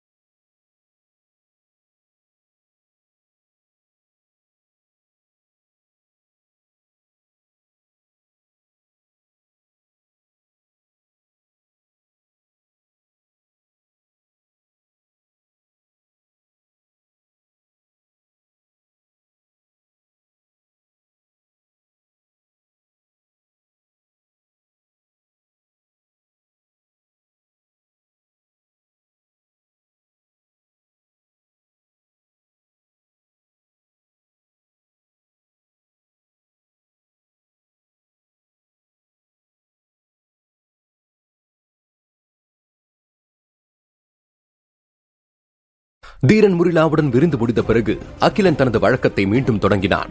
கனரக மகாபத்ரா சமூகத்திலேயே தனது பெரும்பாலான நேரத்தை செலவிட்டான். அவனுடைய இயந்திரத்தை இயக்கும் நுட்பங்களில் பல சிக்கல்கள் இருந்தன. அவனால் பள்ளி வளாகத்திற்குள் இருக்கும் வரை யாரையும் எளிதில் தோற்கடிக்க முடியும். ஆனால் நட்சத்திர கோப்பையின் இறுதிப் போட்டியில் அவனால் முதலிடத்தை பெற முடியாமல் போனது. இறுதிப் போட்டியில் முதலிடம் பிடித்தவர்களுக்கு பல வெகுமதிகள் தரப்படுவதாக அறிவிக்கப்பட்டிருந்தன. அதனால் அகிலன் மிகவும் ஆர்வமாக இருந்தான். ஆனால் விரைவில் பலோச்சி நிறுவனத்திடமிருந்து மோசமான செய்தி வந்தது. அகிலன் மற்றும் அவனது வெள்ளி கொலையாளி தகுதியற்ற மகாபத்ராவை பயன்படுத்தியதாக கூறி தகுதி நீக்கம் செய்யப்பட்டனர். ஜடாயு ராணுவ பள்ளி இந்த முடிவை எதிர்த்து பலோச்சி நிறுவனத்திற்கு எதிராக போராட்டம் நடத்தியது. ஆனால் அகிலனும் வெள்ளி கொலையாளியும் தகுதி நீக்கம் செய்யப்பட வேண்டும் என்று பலோச்சி நிறுவனம் வலியுறுத்தியது. பலோச்சி நிறுவனம் இந்த முடிவை எடுக்க காரணம் அவர்களின் குடும்ப உறுப்பினரான மிருகலோச்சன் தான். அவன்தான் அகிலனை வெளியேற்றும்படி அவர்களுக்கு உத்தரவிட்டான். யாருக்கு ஆட்சேபனை இருந்தாலும் பரவாயில்லை என்று முடிவெடுக்கப்பட்டது. அகிலனின் தகுதி நீக்கம் ராணுவ பள்ளியில் பல சர்ச்சைகளை கிளப்பியது. சிலர் இந்த முடிவை ஆமோதித்தனர், சிலர் அதை ஏற்க முடியாது என்று கூறினர். வெள்ளி கொலையாளி எனப்படும் அகிலனின் வெள்ளி மகாபத்ரா தகுதியற்றதாக கருதப்பட வேண்டுமா இல்லையா என்பது மிகப்பெரிய சர்ச்சையானது. ஆனால் பலோச்சி நிறுவனம் போட்டியில் பங்கேற்ற வெள்ளி மகாபத்ராவின் தகுதியற்ற விவரங்களை குறிப்பிடவில்லை. எனவே தகுதியற்றது என்று அழைத்தது அவர்களின் ஒருதலைபட்சமான முடிவு மட்டுமே என்று மக்கள் நினைத்தார்கள். எனக்கு அப்பவே தெரியும்பா, அந்த மகாபத்ரா ஏதோ கோளாறான ஒண்ணுன்னு. ஒரு புது பையனால எப்படி இதெல்லாம் செய்ய முடியும்? அவன்லாம் இந்த வெற்றிக்கு தகுதியே இல்லாதவன். ஆனா எப்படி திடீர்னு அந்த மகாபத்ராவை போட்டில இருந்து தூக்குனாங்க? அதுக்கான தெளிவான விளக்கத்தை பலோச்சி நிறுவனமும் கொடுக்கலையே. அப்ப மக்கள் எப்படி ஏத்துக்குவாங்க? எனக்கு தெரிஞ்சு கண்டிப்பா அந்த மகாபத்ராவை ஏதாவது தப்பா பயன்படுத்திருப்பாங்கன்னு நினைக்கிறேன். இந்த அகிலன் இருக்கானே, ராணுவத்தை சேர்ந்த யாராவது பெரிய ஆளோட சவகாசம் வச்சிருக்கலாம். அதனாலதான் அவனுக்கு இன்னும் வியாபாரத்துக்கே வராத ராணுவத்துல பயன்படுத்திக்கிட்டு இருந்த வெள்ளி மகாபத்ராவே கிடைச்சிருக்கு. இல்லனா அப்படி சந்தைக்கு வந்திருந்தா அந்த மாதிரி ஒரு மகாபத்ராவை வசதி இருக்கிற எவனாவது ஒருத்த வாங்கி போட்டியில கலந்துகிட்டு இருப்பான்ல. அகிலன் வச்சிருந்தது ஒரு ராணுவ மகாபத்ரா தாங்கிறது உறுதியா எல்லாருக்குமே தெரிஞ்சிருச்சு. ஆனா அதை வெளியே பயன்படுத்த முடியாதே, அது இன்னும் ஆய்வுல தான் இருக்கு. சந்தைக்கு வராத மகாபத்ராவை பயன்படுத்தினதுக்காக அவன் சிறையில தான் அடைக்கப்படுவான்னு நினைக்கிறேன். இது கண்டிப்பா மத்த போட்டியாளர்களுக்கு நியாயமான விஷயமா இருக்காதே. அதாவது அகிலன் போட்டிகள்ல கலந்துக்கிறதுக்கு தடை போட்டதோட சேர்த்து அவனுக்கு பள்ளி அளவிலான போட்டியில கொடுத்த மகாபத்ரா போட்டிகளின் முதன்மை வீரன்கிற பட்டத்தையும் திரும்ப பெறணும். எப்படி இந்த மாதிரி ஆட்களை எல்லாம் போட்டியில ஜெயிக்க வச்சாங்கன்னு தெரியலையே. தரவு தளத்தில் திடீரென அகிலனை விமர்சித்து நிறைய பதிவுகள் வந்தன. அதற்கு பின்னால் மிருகலோச்சன் தான் இருந்தான் என்பது சிலருக்கு நன்றாக தெரியும். உண்மை தெரியாத பல மாணவர்களும் இந்த விமர்சனங்களால் குழப்பம் அடைந்தனர். எல்லாவற்றிற்கும் மேலாக பலரும் அந்த விமர்சனங்களை உண்மை என்றே நம்பினார்கள். ஆனால் இந்த நேரத்தில் அகிலன் அவற்றை புறக்கணிக்க முடிவெடுத்தான். திகாங் நிறுவனம் அகிலனின் நிபந்தனைகளை ஏற்றுக்கொண்டு அவனுடன் ஒரு ஒப்பந்தத்தில் கையெழுத்திட்டது. அவன் கலந்து கொள்ள வேண்டிய பல நிகழ்ச்சிகள் இருந்தன. அது திகாங் நிறுவனத்தின் மிக முக்கியமான செயல்பாடுகளாக கருதப்படுவது. அடுத்த மாதம் 10ஆம் தேதி திகாங் மகாபத்ரா போட்டியை நடத்தவிருக்கிறது. மேலும் அதில் அகிலன் பங்கேற்க வேண்டும் என்பது அவர்களின் முதல் ஒப்பந்தம். மற்றும் போட்டிக்கு முந்தைய காலம் புதிய மகாபத்ராவான ஸ்கேட்டி மகாபத்ரா பெரும் விளம்பர பிரச்சாரங்களை காணும். அடுத்த மாதம் 10ஆம் தேதி திகாங்கின் மகாபத்ரா போட்டிகள் தொடங்கும் மற்றும் ஸ்கேட்டி மகாபத்ரா மக்களுக்கு அறிமுகம் செய்து வைக்கப்படும். அதே நேரத்தில் பலோச்சி நிறுவனம் நடத்தும் நட்சத்திர கோப்பை இறுதிப் போட்டிகளும் தொடங்கும். திகாங்கின் செய்தி தொடர்பாளராக அகிலன் விளம்பரங்களிலும் பிரச்சாரங்களிலும் தோன்ற வேண்டியிருந்தது. அதை அவன் மகிழ்ச்சியுடன் ஏற்றுக்கொண்டான். அவனது வெள்ளி கொலையாளிக்கு ஒரு ஆயுத அமைப்பை நிறுவுவதற்காக அது ஏற்கனவே ஆய்வகத்திற்கு அனுப்பப்பட்டது. அகிலனிடம் வெள்ளி கொலையாளி இருந்தாலும் அவனுக்கு அதை இயக்க தற்போது அனுமதி இல்லை. ஏனென்றால் அவன் ஸ்கேடி மகாபத்ராவை மட்டுமே ஓட்ட வேண்டும் என்று வலியுறுத்தப்பட்டிருந்தது. ஸ்கேடி கிட்டத்தட்ட வெள்ளி கொலையாளி போன்ற தோற்றத்தை கொண்டிருந்தது. ஆனால் அதன் செயல்திறன் நிலை மிகவும் குறைவாக இருந்தது. ஒரு முன்மாதிரியாக இருந்தாலும் வெள்ளி கொலையாளி சாதாரண ராணுவ மகாபத்ராக்களை விட சிறந்த ஒன்றாக இருந்தது. ஆனால் வெளியாட்களால் வெள்ளி கொலையாளி மற்றும் ஸ்கேடி ஆகியவற்றில் இருக்கும் வேறுபாடுகளை சொல்ல முடியாது. தோற்றத்தை பொறுத்தவரை இரண்டுமே ஒரே வகையான மகாபத்ராவை போல இருந்தன. அனைத்து பிரச்சாரங்களும் ஸ்கேடிக்கான விளம்பரங்களை விளம்பரப்படுத்துவதற்காகவே திகாங் நிறுவனம் நேரத்தை செலவழித்துக் கொண்டிருந்தது. பள்ளிக்கு விடுமுறை இல்லாத அன்று கூட அகிலன் விளம்பர பிரச்சாரங்களுக்கு செல்ல ஜடாயு ராணுவ பள்ளி அனுமதித்தது.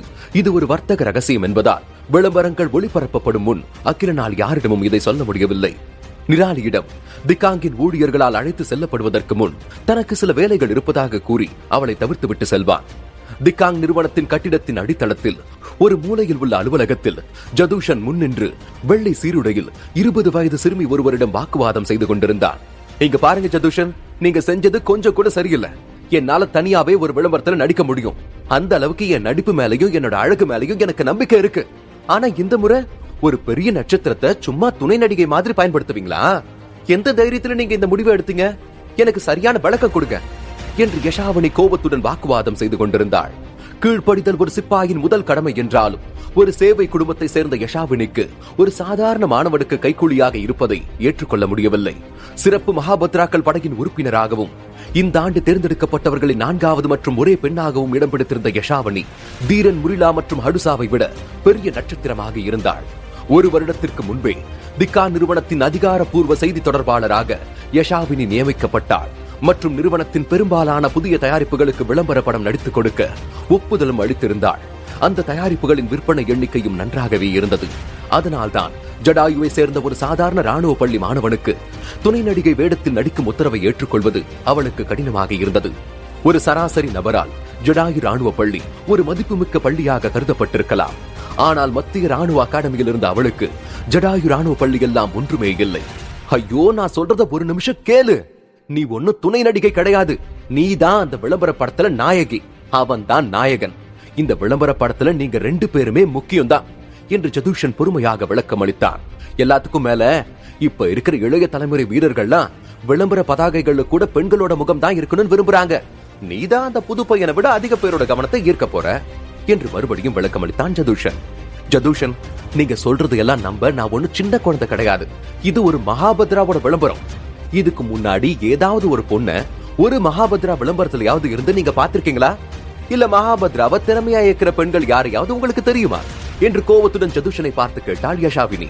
அவள் விளம்பர விவரங்களை முன்கூட்டியே பார்த்திருந்தாள். நாயகியாக இருந்தாலும் ஸ்கேடி மகாபத்ராவை ஓட்டும் காட்சி அவளுக்கு இல்லை. அவள் அங்கு இருப்பதன் நோக்கம் அவளது முகம் மட்டும்தான். மேலும் அவள் உண்மையில் ஒரு துணை வேடத்தில் தான் விளம்பரங்களில் இருப்பாள். எல்லாவற்றிற்கும் மேலாக மகாபத்ராவை ஓட்டிய அகிலன் தான் விளம்பரத்தின் நட்சத்திரம் என்றும் அழைக்கப்படுவான். யஷாவினி, நீ ஒரு வீராங்கனை மட்டும் கிடையாது, நீ ஒரு நட்சத்திரம். உன்னோட திறமை மேல நம்பிக்கை இருக்குன்னு கொஞ்ச நேரத்துக்கு முன்னாடி தானே நீ சொன்ன. நானும் அதை நம்புறேன். உங்க 2 பேர்ல நீதான் சிறந்தவண்ண மக்களுக்கு நிரூபிச்சு காட்டு என்று ஜதுஷன் கூர்மையான பார்வையுடன் கூறினான். ஆனா என்று யஷாவினி ஏதோ சொல்ல முயல. அதற்குள் ஜதுஷன் அவளை இடைமறித்தான். ஆனா அவனெல்லாம் சொல்லாத, இதுதான் என்னோட கட்டளை. உனக்கு இதுல ஏதாவது மாற்று கருத்து இருந்தா தலைமை அலுவலகத்துக்கு போய் தாராளமா மேல்முறையீடு செய்யலாம் என்று கராராக கூறிவிட்டான் ஜதுஷன். யஷாவினி உதட்டை கடித்துக் கொண்டு ஜதுஷனின் அலுவலகத்தை விட்டு வெளியேறினாள். ஒரு நட்சத்திரம் ஆவதற்கு முன் ஒரு சிப்பாயாக இருக்கும் நபர் விருப்பமில்லை என்றாலும் மேலதிகாரிகளின் கட்டளைகளுக்கு கீழ்ப்படிய வேண்டியது அவர்களின் கடமையாகும். சிறப்பு மகாபத்ராவின் உறுப்பினராக இருந்து கொண்டு மகாபத்ரா விளம்பரத்தில் அவளால் மகாபத்ராவை தொடக்கூட முடியவில்லை என்பது நிச்சயமாக அவளுக்கு அவமானமாக இருந்தது. என்னோட நட்சத்திர அந்தஸ்துக்கு பங்கம் விளைவிச்ச அந்த பள்ளி மாணவன் யாருன்னு நானும் பாக்குறேன் என்று யஷாவினி முணுமுணுத்துக் கொண்டே அவளது பற்களை கடித்துக் கொண்டாள். இது வேறு எந்த விளம்பரமாக இருந்திருந்தாலும் அதை அவள் பொருட்படுத்த மாட்டாள். ஆனால் அவள் உண்மையாகவே ஸ்கேடி மகாபத்ராவின் மீது மிகவும் ஆர்வமாக இருந்தாள். அவளது பார்வையில் ஸ்கேடி மகாபத்ராக்கள் தான் மகாபத்ரா துறையில் புரட்சியை உண்டாக்கப் போகிறது என்று நம்பினாள். எனவே இந்த மகாபத்ராக்கள் விளம்பரத்தில் நடிப்பது அவளது எதிர்பார்ப்பாகவே இருந்தது. அகிலன் தளத்திற்கு வந்தபோது ஜதுஷனால் வரவேற்கப்பட்டான். திக்கா நிறுவனத்தின் பொது மேலாளராகவும் ஒரு பெரிய ஜெனரலாகவும் இருந்த ஜதுஷனிடம் அகிலன் எதுவும் அற்பமாக பேச துணியவில்லை. அதிர்ஷ்டவசமாக ஜதுஷனுக்கு அகிலன் மீது மிகுந்த அபிப்பிராயம் இருந்தது. மேலும் அவர்களது சந்திப்பும் மிகவும் இனிமையானதாகவே இருந்தது. ஜதுஷன் தனிப்பட்ட முறையில் அகிலனின் தங்கும் இடத்திற்கும் வரவேற்பு மற்றும் விருந்திற்கும் ஏற்பாடு செய்தான். அங்கு விளம்பரத்தில் ஈடுபட்டுள்ள அனைவரும் அங்கு வந்திருந்தனர். இயக்குனர், தயாரிப்பாளர் மற்றும் அனைவரையும் அகிலனிடம் ஜதுஷன் அறிமுகப்படுத்தினார். அதில் ஒரு நாயகி மட்டும் காணவில்லை. ஆனால் அகிலனுக்கோ தன்னுடன் விளம்பர படங்களில் நடிக்க ஒரு நாயகி இருப்பாள் என்றும் தெரியவில்லை. நாயகி இருக்கிறாள் என்று கேள்விப்பட்டதும் அவன் சந்தோஷப்பட்டான். அடுத்த நாள் ஸ்கேடி மகாபத்ராவை ஓட்டி பழகுவதற்காக அவனை மகாபத்ராவின் பயிற்சி மையத்திற்கு அழைத்து சென்றனர். அதன் தோற்றத்தை பார்க்கும்போது அகிலனால் ஸ்கேடி மற்றும் வெள்ளி கொலையாளி ஆகியவற்றை வேறுபடுத்தி பார்க்க முடியவில்லை. ஒரே வித்தியாசம் என்னவென்றால் அது ஒரு கைப்பெட்டியாக மடிந்த போது ஸ்கேடி மகாபத்ரா வெள்ளி கொலையாளியை விட பெரியதாக இருந்தது. வெள்ளி கொலையாளி ஒரு சாதாரண கைப்பெட்டியை போல சுலபமாக தூக்கிச் செல்லக்கூடியதாக இருந்தது. ஆனால் ஸ்கேடி மகாபத்ராவின் அளவு ஒரு பெரிய துணிப்பெட்டியை போல அளவில் பெரியதாக இருந்தது. ஸ்கேடி மகாபத்ராக்கள் வரிசையாக ஒரே மாதிரியாக மேடையில் வைக்கப்பட்டிருந்தது. அகிலன் ஒன்றை தேர்ந்தெடுத்து அதை இயக்கினான். அதே தோற்றத்தில் இருந்தாலும் அகிலன் ஓட்டத் தொடங்கிய பிறகு வித்தியாசத்தை உணர்ந்தான். ஸ்கேட்டியில் ஓட்டுநரின் வசதி மேம்படுத்தப்பட்டு இருந்தது. அதே சமயம் செயல்திறன் கணிசமாக குறைக்கப்பட்டிருந்தது.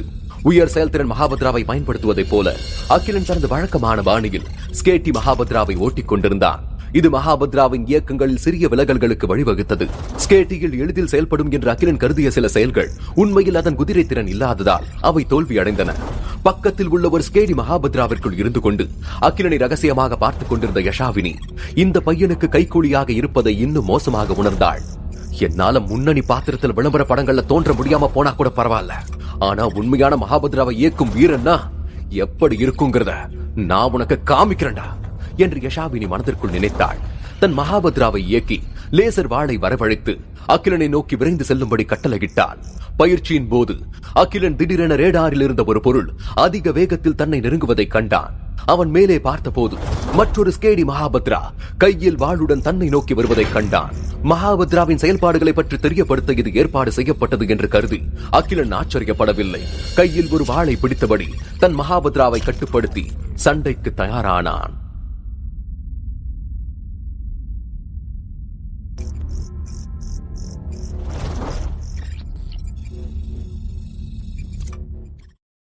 அகிலன் ஒரு விஷயத்தை தவறாக புரிந்து கொண்டான். வரிசையில் உள்ள ஒவ்வொரு ஸ்கேட்டி மகாபத்ராவிலும் ஒரு ஆபரேட்டர் இருப்பதாக அவன் நினைத்தான். மேலும் ஒரு குழு சண்டையிட வேண்டியதிருக்கும் போல என்று எண்ணினான். எனவே தன்னை நோக்கி வரும் முதல் மகாபத்ராவை முடிந்தவரை விரைவாக வீழ்த்த வேண்டும் என்று அவன் நினைத்தான். இதனால் மீதமுள்ளவற்றை சமாளிப்பது அவனுக்கு எளிதாக இருக்கும். ஜதுஷன் மற்றும் விளம்பர இயக்குனர் வென்சாயி ஆகியோர் அகிலனின் பயிற்சியை ஒரு மானிட்டர் மூலம் கண்காணித்து வந்தனர். திடீரென்று அந்த அறையில் ஒரு ஸ்கேட்டி மகாபத்ரா நகர்வதைக் கண்டு இருவரும் அதிர்ச்சி அடைந்தனர். அதன் பிறகு அங்கு என்ன நடக்கிறது என்பதை ஜதுஷன் கூர்ந்து கவனித்து புரிந்து கொண்டான். அவன் மோசமாக உணர்ந்தான். அது யஷாவினி தானே? எதுக்காக இப்படி மோசமா நடந்துக்கிறா என்று சொல்லிவிட்டு அவளை தடுத்து நிறுத்துவதற்காக அவசரமாக தனது இருக்கையிலிருந்து எழுந்தான் ஜதுஷன். ஆனால் விளம்பர இயக்குனர் வென்சாயி அவனை தடுத்து நிறுத்தி புன்னகையுடன் கூறினான், அட ஜதுஷன், அதெல்லாம் பரவாயில்ல விடுங்க. நீங்க தானே சொன்னீங்க அகிலன் மகாபத்ராவை இயக்கிறதுல புத்திசாலின்னு. ஒருவேளை இதுல அகிலன் அவளை தோக்கடிச்சிட்டானா நாம இதை அப்படியே படம் பிடிச்சு விளம்பரத்துல பயன்படுத்திக்கலாம். யஷாவினியும் தன்னோட கதாபாத்திரத்தை விருப்பத்தோட செஞ்ச மாதிரி இருக்கும். கொஞ்சம் பொறுமையா இருங்க, என்னதான் நடக்குதுன்னு பாப்போம். அதற்கு ஜதுஷன் குழப்பத்துடன் சிரித்துவிட்டு, வென்சாயி, உனக்கு யஷாவினியோட பின்புலத்தை பத்தி தெரியாது. தலைமுறையா மகாபத்ராவை இயக்கிறதுக்காகவே அர்ப்பணிக்கப்பட்ட போர் வீரர்களோட குடும்பத்தை சேர்ந்தவ. 16 வயசுல சிறப்பு மகாபத்ராவை பயிற்சி செய்யறதுக்காக ராணுவ பள்ளிக்கு அனுப்பப்பட்டா. அதுல இருந்து பல திறமையான போர் வீரர்களோட மகாபத்ராவை இயக்க பயிற்சி எடுத்திருக்கா.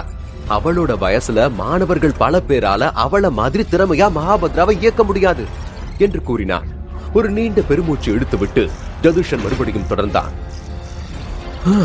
அகிலன் கண்டிப்பா மகாபத்ரா இயக்கிறதுல புத்திசாலிதான். ஆனா அவனால யஷாவினியை தோக்கடிக்க முடியுங்கிறத என்னால உறுதியா சொல்ல முடியல. யஷாவினி சில நாட்களாவே ஸ்கேடி மகாபத்ராவில பயிற்சி எடுத்திருக்கா. அதனால அதனுடைய செயல்பாடுகள் ஓரளவுக்காவது அவளுக்கு தெரிஞ்சிருக்கும். ஆனா அகிலன் இப்பதானே முதல் முறையா ஸ்கேடி மகாபத்ராவில ஏறி உட்கார்ந்திருக்கான். அவன் இதுக்கு முன்னாடி இயக்குன வெள்ளி கொலைகாலி போல இந்த ஸ்கேடியோட செயல்பாடுகள் கிடையாது. அது கொஞ்சம் சிக்கலாதான் இருக்கும். அதை புரிஞ்சுக்கிறதுக்கும் கொஞ்ச நாளாவது ஆகும். அதனாலதான் சொல்றேன், அகிலனால யஷாவினிக்கு எதிராக தாக்கு பிடிக்க முடியாது என்றான். வென்சாய் அதிருப்தியுடன், சரி, அவள் உடனே தடுத்து நிறுத்துங்க என்று அனுமதி அளித்தார். அதுக்கெல்லாம் இப்ப நேரம் இல்ல, காலம் கடந்துடுச்சு. வேணும்னா நல்லது நடக்கிறதுக்காக காத்திருப்போம் என்று ஜதுஷன் ஒரு வஞ்சகமான புன்னகையுடன் கூறினார்.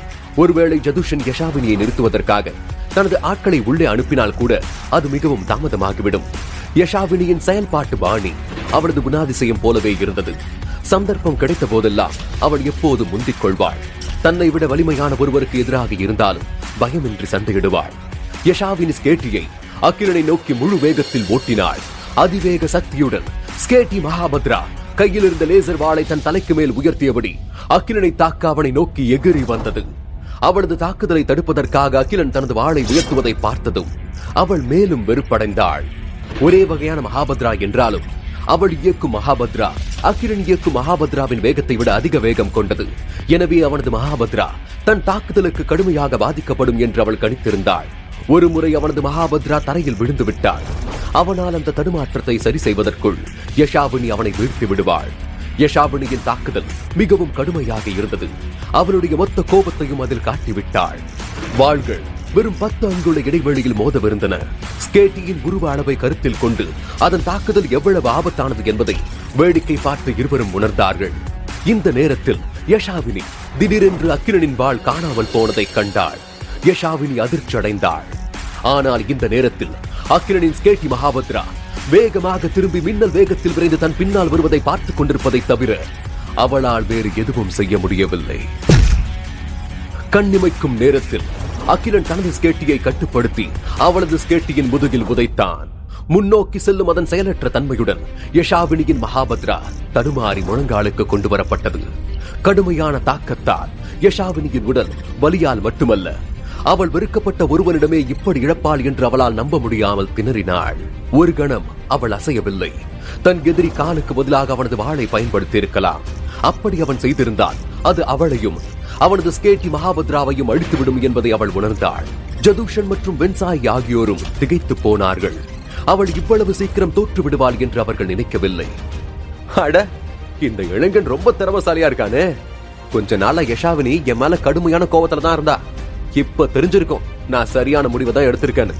அது சரி, இனிமே அவளுக்கு அகிலனை பத்தி புகார் கொடுக்க எந்த காரணமும் இருக்க போறதில்ல என்று ஜதூஷன் மகிழ்ச்சியுடன் கருத்து தெரிவித்தார். வென்சாயும் சிரித்துக் கொண்டே, உண்மையிலேயே ஒரு பரிணாம வளர்ச்சி அடையாத நபருக்கு இது மாதிரி செயல்திறன் இருக்கிறது அற்புதமானதுதான் என்றார். யஷாவினியின் மகாபத்ராவை அகிலன் வீழ்த்திய போது அறையில் இருந்த மற்ற ஸ்கேட்டி மகாபத்ராக்கள் அசையாமல் இருப்பதை கண்டான். என்ன, மத்த மகாபத்ராவெல்லாம் அப்படியே சில மாதிரி நிக்குது? அப்ப இந்த ஒரு மகாபத்ராவோட தான் சண்டை போடணும்னு எதிர்பார்த்தாங்களா என்று தனக்குத்தானே கேட்டுக்கொண்டான். அப்போது அவனது தோளில் இருந்த சின்னு, அடச்ச, என் நண்பனோட திறமையை ரொம்ப குறைச்சி மதிப்பிட்டுட்டீங்களடா என்று வருத்தப்பட்டது. அகிலன் குழப்பமடைந்து யோசித்துக் கொண்டிருந்த போது தரையில் விழுந்து கிடந்த ஸ்கேட்டி மகாபத்ராவில் இருந்து வெள்ளை சீருடையில் ஒரு அழகான பெண் வெளியே வந்தாள். என்ன ஒரு அழகான பொண்ணு என்று ஆச்சரியப்பட்டான் அகிலன். அவள் பார்ப்பதற்கு அழகாகவும் நிராலியின் அழகுடன் ஒப்பிடக்கூடியவளாகவும் இருந்தாள். நிராலி இனிமையான பெண்ணாக இருந்தாள். யஷாவினி வீரமிக்கவளாக இருந்தாள். இருவரும் அவரவர் பாணியில் அழகாக இருந்தார்கள். உண்மையான மகாபத்ராக்களுக்கு இடையில சண்டை போட அதிக கட்டுப்பாடுகள் இருக்கு. முப்பரிமாண இயந்திரத்தை பயன்படுத்தி நாம மீண்டும் சண்டை போடலாமா என்று யஷாவினி உரத்த குரலில் சொல்லியபடி அகிலனை நோக்கி நடந்து வந்தாள். அவள் தனது தோல்வியை ஏற்றுக்கொள்ளவில்லை. அவள் எதிரியை குறைத்து மதிப்பிட்டதால் தான் தனக்கு இப்படி ஒரு இழப்பு ஏற்பட்டது என்று எண்ணினாள். இருப்பினும் அதே நேரத்தில் அகிலன் ஒரு சிறந்த மகாபத்ரா ஓட்டுநர் என்பதை அவள் ஒப்புக்கொள்ள வேண்டியிருந்தது. அகிலன் எளிதில் வெல்லக்கூடிய ஒருவன் இல்லை என்பதை அவள் நன்கு தெரிந்து கொண்டாள். எல்லாவற்றிற்கும் மேலாக இது போர்க்களம் அல்ல. ஸ்கேட்டி மகாபத்ரா மிகவும் விலை உயர்ந்த ஒன்று. எனவே அவள் சண்டையிட முப்பரிமாண உருவகப்படுத்துதலை பயன்படுத்தும்படி அவனிடம் கேட்க விரும்பினாள். அங்கு அவர்களுக்கு குறைவான கட்டுப்பாடுகள் இருக்கும். அந்த பெண் நிறுவனத்தால் ஏற்பாடு செய்யப்பட்ட ஒரு எதிரி என்றுதான் அகிலன் எண்ணினான். மற்றும் முப்பரிமாண உருவகப்படுத்துதல் இயந்திரத்தை நோக்கி அவள் அழைத்து செல்ல அகிலன் அவளை பின்தொடர்ந்து சென்றான். நடந்து செல்லும் போது அகிலன் சின்னுவிடம் கூறினான், சின்னு, திகான் நிறுவனம் உண்மையிலே ஒரு நல்ல வரவேற்பு தான் கொடுத்திருக்கு. என் கூட சண்டை போடுறதுக்கு இவ்வளவு அழகான பெண்ணை ஏற்பாடு செஞ்சு கண்களை குளிர வச்சுட்டாங்க. மகாபத்ராவில் இருக்கிறது ஒரு பொண்ணுன்னு தெரியாம நான் அவகிட்ட கொஞ்சம் முரட்டுத்தனமா நடந்துகிட்டேன். அடுத்த தடவை நான் அவகிட்ட ஒரு பண்பட்ட மனுஷன மாதிரி நடந்துக்கணும். அகிலன் தோளில் இருந்த சின்னு புலம்பியது. ஐயோ, இவனுக்குன்னு எங்க இருந்து தான் வராங்களோ தெரியலையே. ஒரு பொண்ணா பார்த்தா போதும், வந்த வேலையெல்லாம் விட்டுட்டு அவ பின்னாடியே போக ஆரம்பிச்சுக்கிறானே. அகிலன் வேண்டுமென்று இழப்பதை பற்றி நினைக்கவில்லை. அவள் வெற்றி பெறுவதற்கு முன்பு அதிக நேரம் அவளுடன் சண்டையிட வேண்டும் என்று மட்டுமே அவன் எண்ணினான். அந்த பெண்ணின் வலிமையை காட்ட அனுமதித்தான்.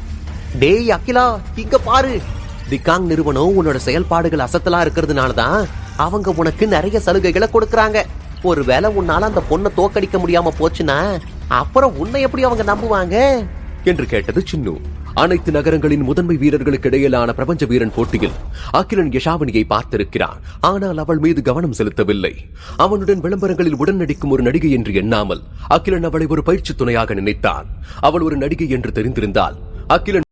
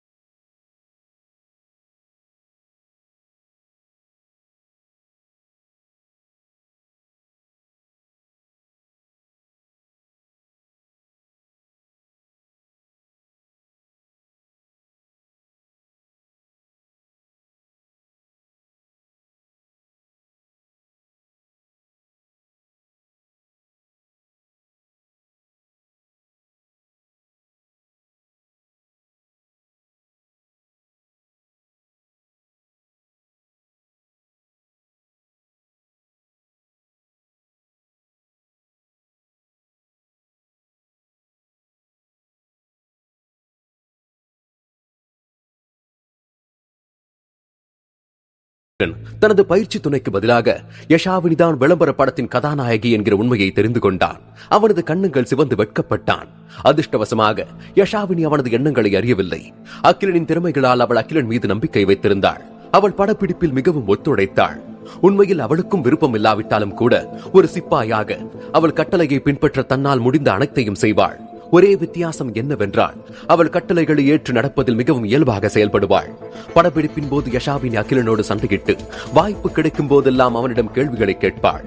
அவள் அகிலனோடு நன்றாக பழகி அவனை பற்றிய உண்மைகளையும் திறமைகளையும் தெரிந்து கொள்ள ஆர்வம் காட்டினாள். அகிலனின் வேகம் அவளை தாழ்வாக உணர வைத்த விஷயங்களில் ஒன்று. அவளது புனித புள்ளிகளை அதிகப்படுத்தினால் மட்டுமே அவளால் அதை செய்ய முடியும் என்று எண்ணினாள். பின்னர் அவள் அகிலனை ஒரு உயர்ந்தவராகவும் முன்மாதிரியான வீரனாக கூட நடத்தினாள். அவனை ஒரு மானசீக குருவாக தனக்குள் ஏற்றுக்கொண்டாள் யஷாவினி. மேலும் அகிலனின் மென்மையான கன்னத்தை அடிக்கடி நன்றாக கிள்ளி மகிழ்ந்தாள். அது உண்மையில் அகிலனுக்கு மிகவும் கவலையாக இருந்தது.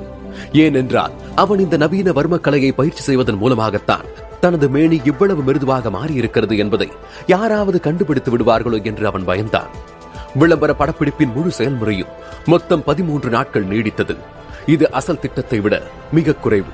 ஜதூஷனும் வென்சாயும் விளம்பர படம் நன்றாக வந்துள்ளது என்ற முடிவில் திருப்தி அடைந்தனர். அகிலனும் எல்லாவற்றிலும் மகிழ்ச்சியாக இருந்தான். ஒரு அழகான நடிகையுடன் பணிபுரிவதை தவிர அவன் தனது வெள்ளி மகாபத்ராவையும் மேம்படுத்திக் கொண்டான். மாற்றத்திற்கு பிறகு வெள்ளி கொலையாளி ஒரு ஆயுத அமைப்புடன் பொருத்தப்பட்டது மட்டுமல்லாமல் அதன் அளவும் சற்று சுருங்கி இருந்தது. இந்த சமயத்தில் அது ஒரு 15 அங்குல மடிக்கணினி அளவுக்கு மட்டுமே இருந்தது. அகிலன் அதை எங்கு வேண்டுமானாலும் எடுத்து செல்ல முடியும். ஜதூஷன் அகிலனிடம் தற்போதைய தொழில்நுட்பங்கள் அடையக்கூடிய மிக சிறந்தவை என்றும் அதன் அளவை மேலும் குறைக்கும் முன் அறிவியலில் ஒரு திருப்பு முனையை ஏற்படுத்த வேண்டும் என்றும் கூறினார். அவர்களின் ஒப்பந்தத்தின்படி அகிலனுக்கு ஒரு ஸ்கேட்டி மகாபத்ரா வழங்கப்பட்டது. அதில் ஒரு சிறப்பு திகாங் நிறுவனத்தின் குறியும் இருந்தது. அதாவது வாழ்நாள் முழுவதும் இலவச பராமரிப்பு சேவையை அவனால் அனுபவிக்க முடியும். இந்த மகாபத்ராக்கள் முற்றிலும் பழுதடையும் நிலைக்கு செல்லும் வரையில் திகாங் பராமரிப்பு நிலையத்தில் எதையும் இலவசமாக சரி செய்து கொள்ள முடியும். இந்த வகையான பராமரிப்பு சேவை பொதுவாக பெரும்பாலான நிறுவனங்களில் இருக்காது. மேலும் 2 ஸ்கேட்டி மகாபத்ராக்கள் மட்டுமே குறியீடுகளை கொண்டிருந்தது. ஒன்று அகிலனுக்கும் மற்றொன்று யஷாவினிக்கும் சொந்தமானது. அகிலனின் வெள்ளி கொலையாளி படமும் இந்த அடையாளத்துடன் முத்திரையிடப்பட்டிருந்தது. ஆனால் அகிலன் தனது சொந்த ஸ்கேட்டி மகாபத்ராவை பார்த்தபோது அவன் ஜதூஷனிடம் ஒரு சிறிய கோரிக்கையை வைத்தான். உயிரியல் மகாபத்ராவின் சிறப்பு பண்புகள் காரணமாக அதன் நிறத்தை மாற்ற முடியாது. ஒரு சாதாரண ஸ்கேட்டி வெள்ளியில் இருந்தது மற்றும் அதன் மகாபத்ராவின் உரிமையாளர் கூட வெளிப்புறத்தில் ஒரு கூடுதல் வண்ணத்தை சேர்க்கலாம். ஆனால் மகாபத்ராக்கள் அதன் சுருக்கப்பட்ட வடிவத்திற்கு திரும்பியதும் மற்ற வண்ணம் மறைந்துவிடும். எனவே அகிலன் ஜதூஷனிடம் அவனுக்கு சொந்தமான ஸ்கேட்டி மகாபத்ராவிற்கு ஒரு சில நீல வண்ணங்களை பூசி தரும்படி கேட்டுக்கொண்டான். அகிலன் ஏற்கனவே வெள்ளி கொலையாளியை வைத்திருந்தான். எனவே அவன் ஸ்கேட்டி மகாபத்ராவை ஓட்டுவதில் அதிக ஆர்வம் காட்டவில்லை. ஆனால் சில அலங்காரங்களுடன் ஸ்கேட்டி மகாபத்ராவை வெளியில் ஓட்டினால் அது கவர்ச்சிகரமாக இருக்கும். ஜதூஷன் அகிலனின் கோரிக்கையை ஒப்புக்கொண்டார். ஆனால் நிறத்தை மாற்றுவது மிகவும் கடினம் மற்றும் உயர்மட்ட தொழில்நுட்பம் தேவைப்பட்டது. மகாபத்ராக்கள் முழுவதுமாக நீல நிறமாக இருந்தால் அது எளிதாக இருக்கும். இருப்பினும் நீல வடிவத்தை சேர்க்க ஆய்வகத்தில் உள்ள பேராசிரியர்கள் துகள் கட்டமைப்பின் பகுதியை கைமுறையாக மாற்ற வேண்டும். அகிலனின் கோரிக்கையை பற்றி எப்படியோ யஷாவினி கண்டுபிடித்து நீலம் மற்றும் வெள்ளி மகாபத்ராக்களின் முப்பரிமாண வடிவமைப்பை பார்த்தபோது சிவப்பு நிறத்தில் அதே மாதிரிகளை தனது மகாபத்ராவிற்கும் வைக்குமாறு கோரினார். இந்த காரணத்திற்காக அகிலன் மேலும் பல நாட்கள் தளத்திலேயே தங்க வேண்டியதாயிற்று. அவன் உடனடியாக பள்ளிக்கு திரும்பவில்லை. அரை மாதத்திற்கும் மேலாக திகாங் தனது பிரச்சாரத்தை முன்னெடுத்தது. ஆனால் நுகர்வோர் யாரும் சிறப்பு உயிரியல் மகாபத்ராக்களின் தோற்றத்தை பார்க்கவில்லை. ஒரு புரட்சிகர உருவாக்கம், மகாபத்ராக்களின் வரலாற்றில் ஒரு முக்கிய இடம். இப்படி திகாங் பயன்படுத்திய அனைத்து வார்த்தைகளும் ஒரு சுவாரஸ்யமான முயற்சியாக பார்க்கப்பட்டது. போட்டியாளர்கள் திகாங்கிற்கு எதிரான பொது கருத்தையும் கேட்டு நிறுவனத்தை ஒரு செயலற்ற நிலைக்கு குறைத்தனர். திகாங் நிறுவனம் அதற்கு எதிரான கருத்துக்களை வெளியிடவில்லை. ஆனால் அவர்கள் புதிய சிறந்த உயிரியல் மகாபத்ராக்களை மக்களுக்கு அறிமுகம் செய்து வைப்பதற்காக அடுத்த மாதம் 1ஆம் தேதியன்று நடைபெறும் செய்தியாளர் சந்திப்புக்காக அமைதியாக காத்திருந்தனர். இறுதியாக 1ஆம் தேதி திகாங் நிறுவனம் பத்திரிகையாளர் சந்திப்பை சரியான நேரத்தில் நடத்தினார்கள். இதற்கு முன் நடந்த செய்தியாளர் சந்திப்புகளிலிருந்து இந்த சந்திப்பு சற்று வேறுபட்டது. இது தனிப்பட்ட முறையில் ஜதூஷனால் தொகுத்து வழங்கப்பட்டது. கூட்டணியில் உள்ள அனைத்து முக்கிய பத்திரிகையாளர்களையும் எதிர்கொண்ட ஜதூஷன், திகாங் நிறுவனத்தால் உருவாக்கப்பட்ட அதிநவீன படைப்பான புதிய மகாபத்ராக்களை உங்களை அறிமுகம் செஞ்சு வைக்கிறதுல நான் ரொம்ப சந்தோஷப்படுறேன் என்று ஒரே ஒரு வாக்கியத்தை மட்டும் கூறினார்.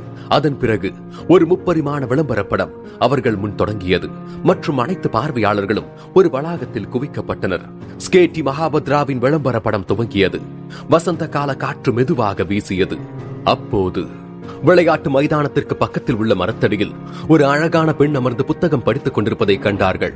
அவளுடைய பட்டு போன்ற கருமையான கூந்தல் லேசாக காற்றில் அலையாடிய காட்சி மிகவும் அழகாக இருந்தது. பார்வையாளர்கள் தங்கள் மூச்சு அவளை தொந்தரவு செய்யக்கூடுமோ என்று கூட பயந்தனர். சூரிய ஒளி, பச்சை புல் மற்றும் அழகான பெண் பார்வையாளர்களை அவர்களின் அப்பாவித்தனமான பள்ளி நாட்களுக்கே கொண்டு சென்றது. யஷாவினி, அது அவ்வளவுதான் இருக்கும், எனக்கு தெரியும் என்று அனைத்து பத்திரிகையாளர்களும் நினைத்துக் கொண்டிருந்தனர். சமீபத்திய தயாரிப்புகள் அனைத்தும் யஷாவினியால் விளம்பரப்படுத்தப்பட்டது. அவள் விளம்பரப்படுத்தியதால் அதற்கு சிறந்த சந்தை விலையும் உண்டு. எனவே திகாங் நிறுவனம் அவளையே தொடர்ந்து வேலைக்கு அமர்த்தும் என்று எல்லோரும் நினைத்தார்கள். அந்த காட்சி தொடர்ந்தது. அவள் கைகளில் புத்தகம் நெருக்கமாக இருந்தது. வெயிலில் பேனா மையில் வாசனை வீசுவது போல இருந்தது. திடீரென அவளது புத்தகங்களின் பக்கங்களில் மெல்ல இருள் விழுந்தது. யஷாவினி பயந்து நிமிர்ந்து பார்த்தாள். ஒரு கோரமான ராட்சத போர்க்கப்பல் வானத்தில் தோன்றி கருமேகம் போல முழு ராணுவ பள்ளியையும் மூடி இருந்தது. இது ஒரு வேற்று கிரகவாசியோட போர்க்கப்பல் என்று கூட்டத்தில் இருந்த ஒரு பத்திரிகையாளர் கூச்சல் போட மற்ற பத்திரிகையாளர்களும் அது என்னவென்று அடையாளம் கண்டுகொண்டனர். ஒரு விகாரமான மகாபத்ரா தரையில் குதித்தது. அது குதித்த இடத்தில் ஒரு ஆழமான குழியும் ஆனது. வேற்று கிரகவாசியின் மகாபத்ராக்கள் எழுந்து நின்றது. அது கையில் உள்ள வாள் ரத்தத்திற்கு ஏங்குவது போல தோன்றியது. வேற்று கிரகவாசிகளின் போர்க்கப்பல்களில் இருந்து வேற்று கிரகவாசிகள் கூட்டம் கூட்டமாக வெளியேறினர். அசுரர்கள் என்ற வேற்று கிரகவாசிகள் ஒரே நேரத்தில் வானத்தில் இருந்து குதித்து ஒரு இனிமையான காட்சியை சண்டை காட்சியாக மாற்றினார்கள். பூமி அதிர்ந்தது. துப்பாக்கி சூடு சத்தம் கேட்டது. மாணவர்கள் அழுது கொண்டே அங்கும் இங்கும் ஓடினார்கள். பள்ளி மாணவி வேடத்தில் நடித்த யஷாவினியும் புத்தகத்தை கையில் பிடித்தபடி ஆவேசமாக ஓடிக்கொண்டிருந்தாள். ஆனால் மகாபத்ராவை விட அவளது கால்கள் எப்படி வேகமாக அவளை சுமந்து செல்லும். எல்லா இடங்களிலும் அசுரர்களின் மகாபத்ரா இருந்தன என்பதை குறிப்பிட தேவையில்லை. பார்வையாளர்கள் அனைவரின் இதயங்களிலும் ஒரு மூச்சு திணறல் பரவியது. ஐயோ, அடுத்து என்ன நடக்க போகுதுன்னு தெரியலையே. இந்த இக்கட்டான தருணத்தில் அவள் தடுமாறி தரையில் விழுந்தாள். புத்தகம் அவள் முன் விழுந்தது. எழுந்து உட்கார முடியாமல் திகைத்து புத்தகத்தை கையில் எடுத்தாள். அவள் திரும்பிச் சென்ற போது பள்ளி தாக்குதலுக்கு உள்ளாகி இருப்பதையும் வேற்று கிரகவாசியின் பயமுறுத்தும் குழுக்கள் விரைந்து வருவதையும் கண்டாள். அவள் முகத்தில் இருந்த விரக்தியை கண்டு அனைவரும் ஒரேடியாக அந்த அப்பாவி பெண்ணை காப்பாற்றி விடலாமே என்று மனம் நொந்து போனார்கள். ஆனால் பல வேற்று கிரகவாசிகள் விகாரமான மகாபத்ராவை ஓடி வந்தன. அவற்றில் ஒன்று அந்த பெண்ணை வாளால் வெட்ட முயன்றது. ஒரு வெள்ளி பெட்டி திடீரென்று ரத்தம் தோய்ந்த வாளை தாக்கியது. பெட்டியில் ஸ்கேட்டி என்ற எழுத்துக்கள் பொறிக்கப்பட்டுள்ளன. வெள்ளி பெட்டி இறுதியாக பள்ளி சீருடையில் இருந்த ஒரு சிறுவனின் கைகளில் திரும்ப வந்தது. அவன் பெட்டியில் ஒரு பொத்தானை அழுத்த காற்றில் எரிந்தான். பல பத்திரிகையாளர்களுக்கு அந்த பையனின் முகம் மிகவும் பரிச்சயமான ஒன்றாக தோன்றியது. ஆனால் அவன் பெயர் என்னவென்று யோகிப்பதில் அவர்களுக்கு சிரமமாக இருந்தது. அனைவரின் கவனமும் அந்த வெள்ளி நிற பெட்டியில் தான் இருந்தன. பொத்தான் அழுத்தப்பட்ட அந்த வெள்ளி பெட்டி உடனே ஒரு வெள்ளி திரவமாக மாறி அந்த மாணவனின் உடலில் படர்ந்து ஒரு கவசம் போல மூடியது. அதை கண்ட அனைவருமே ஆச்சரியத்தில் உறைந்திருக்க, வெள்ளி திரவம் ஒரு வெள்ளி மகாபத்ராவை போல உருமாறி நிற்க அதற்குள் அகிலன் அமர்ந்திருந்தான். இது வெள்ளி கொலையாளி, வெள்ளி கொலையாளி என்று இறுதியாக பத்திரிகையாளர் கூட்டத்தில் இருந்த யாரோ ஒருவர் சரியாக அகிலனையும் வெள்ளி கொலையாளியையும் அடையாளம் கண்டுகொண்டார். இந்த தருணத்தில் ஸ்கேட்டி மகாபத்ரா ஒரு லேசர் வாளையும் மற்றொரு கையில் துப்பாக்கியையும் எடுத்தது. மக்களை நோக்கி படையெடுத்து வந்த விகாரமான வேற்று கிரகவாசிகளின் மகாபத்ராக்களை நோக்கி விரைந்தது. ஆங்காங்கே மகாபத்ராக்கள் வெடித்து சிதறின. உலோகத்தின் மீது உலோகம் மோதும் சத்தம், தீப்பொறிகள் மற்றும் துப்பாக்கி சூடு என வெள்ளி கொலையாளி தனது வேட்டையை தொடங்கியது. வேற்று கிரகவாசியின் மகாபத்ராவை எதிர்கொண்ட வெள்ளி கொலையாளி மனிதர்கள் தான் நிலத்தின் உண்மையான உரிமையாளர் என்று வேற்று கிரகவாசிகளிடம் அறிவித்து பெருமை மிக்க போர் வீரனைப் போல செயல்பட்டுக் கொண்டிருந்தார். லேசர் வாள் உடைந்தது. துகள் துப்பாக்கியின் ஆற்றல் தீர்ந்தது. உடனே அது தூக்கி வேற்று கிரகவாசியின் மகாபத்ராவின் மீது வீசப்பட்டது. அதன் வெடிமருந்துகள் தீர்ந்துவிட்ட நிலையில் வெள்ளி கொலையாளி இன்னும் முடிவில்லா எதிரிகளை எதிர்கொண்டது. நம்ப முடியாத காட்சியின் விளைவுகளைக் கண்டு அனைவரும் அதிர்ச்சி அடைந்தனர். இது ஒரு திரைப்படத்தை விட நன்றாக இருந்தது. ஆனால் அடுத்த காட்சி இன்னும் சிலிர்க்க வைக்கும் விதமாக அமைந்தது. குண்டு வெடித்த பள்ளியிலிருந்து மாணவர்கள் ஒவ்வொருவரும் ஸ்கேடி என்று பொறிக்கப்பட்ட வெள்ளி பெட்டியை ஏந்தியபடி ஒருவர் பின் ஒருவராக வெளியே விரைந்தனர். பெட்டியை இயக்கிய போது அவை அனைத்தும் வெள்ளி மகாபத்ராக்களாக மாறியது. பின்னர் அவைகள் வேற்று கிரகவாசிகளின் ராணுவத்தின் மீது கடுமையான தாக்குதல்களை தொடங்கியது. வேற்று கிரகவாசிக்கும் மனிதனுக்கும் இடையிலான போர் உணர்ச்சி மிக்க பின்னணி இசையுடன் காட்சிப்படுத்தப்பட்டது. ஒவ்வொரு பார்வையாளரையும் உணர்ச்சி வேசத்தில் ஆழ்த்தியது. கடைசி காட்சி அகிலன் அமர்ந்திருந்த வெள்ளி மகாபத்ராவில் கவனம் செலுத்தியது. இது யஷாவினியை தாக்க முயன்ற ஒரு வேற்று கிரகவாசியை அகிலன் கொன்று வீசுவது போல காட்சியாக வந்தது. பத்திரிகையாளர்களும் தங்களை மறந்து உணர்ச்சி வேசத்தில் கூச்சலிட்டு மகிழ்ந்தனர். இறுதியில் மகாபத்ராவின் மார்பகத்தின் மீது பொறிக்கப்பட்ட ஸ்கேட்டி என்ற வார்த்தை அனைவருக்கும் பெரிதாக காட்டப்பட்டது.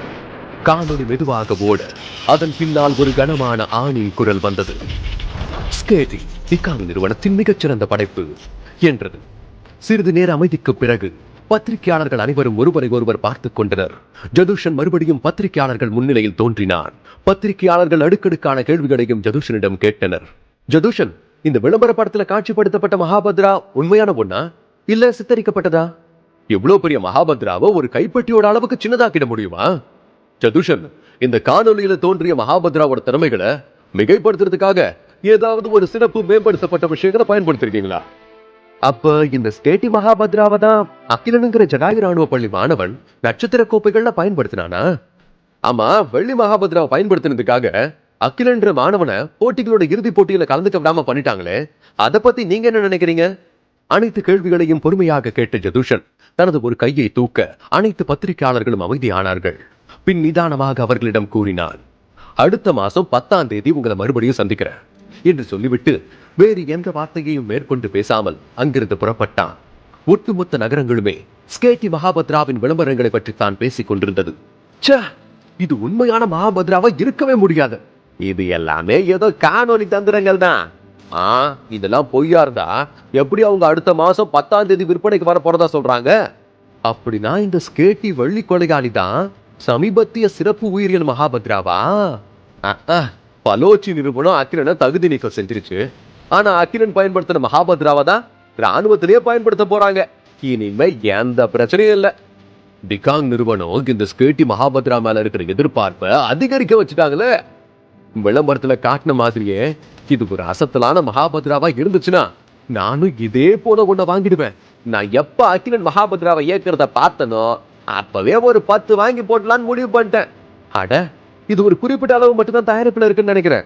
விற்பனைக்கு பிறகுதான் இதோட உற்பத்திகள் அதிகரிக்கும். டிகாங் நிறுவனம் விளம்பரப்படுத்தின மாதிரி அந்த ஸ்கேட்டி மகாபத்ரா இல்லைன்னா அந்த நிறுவனத்துக்கு தான் பயங்கரமான கெட்ட பேர் வந்துடும். விற்பனைக்காக இப்படி எல்லாமா பண்ணுவாங்கன்னு அந்த நிறுவனத்து மேல இருக்கிற நம்பிக்கை மக்களுக்கு குறைஞ்சிரும்.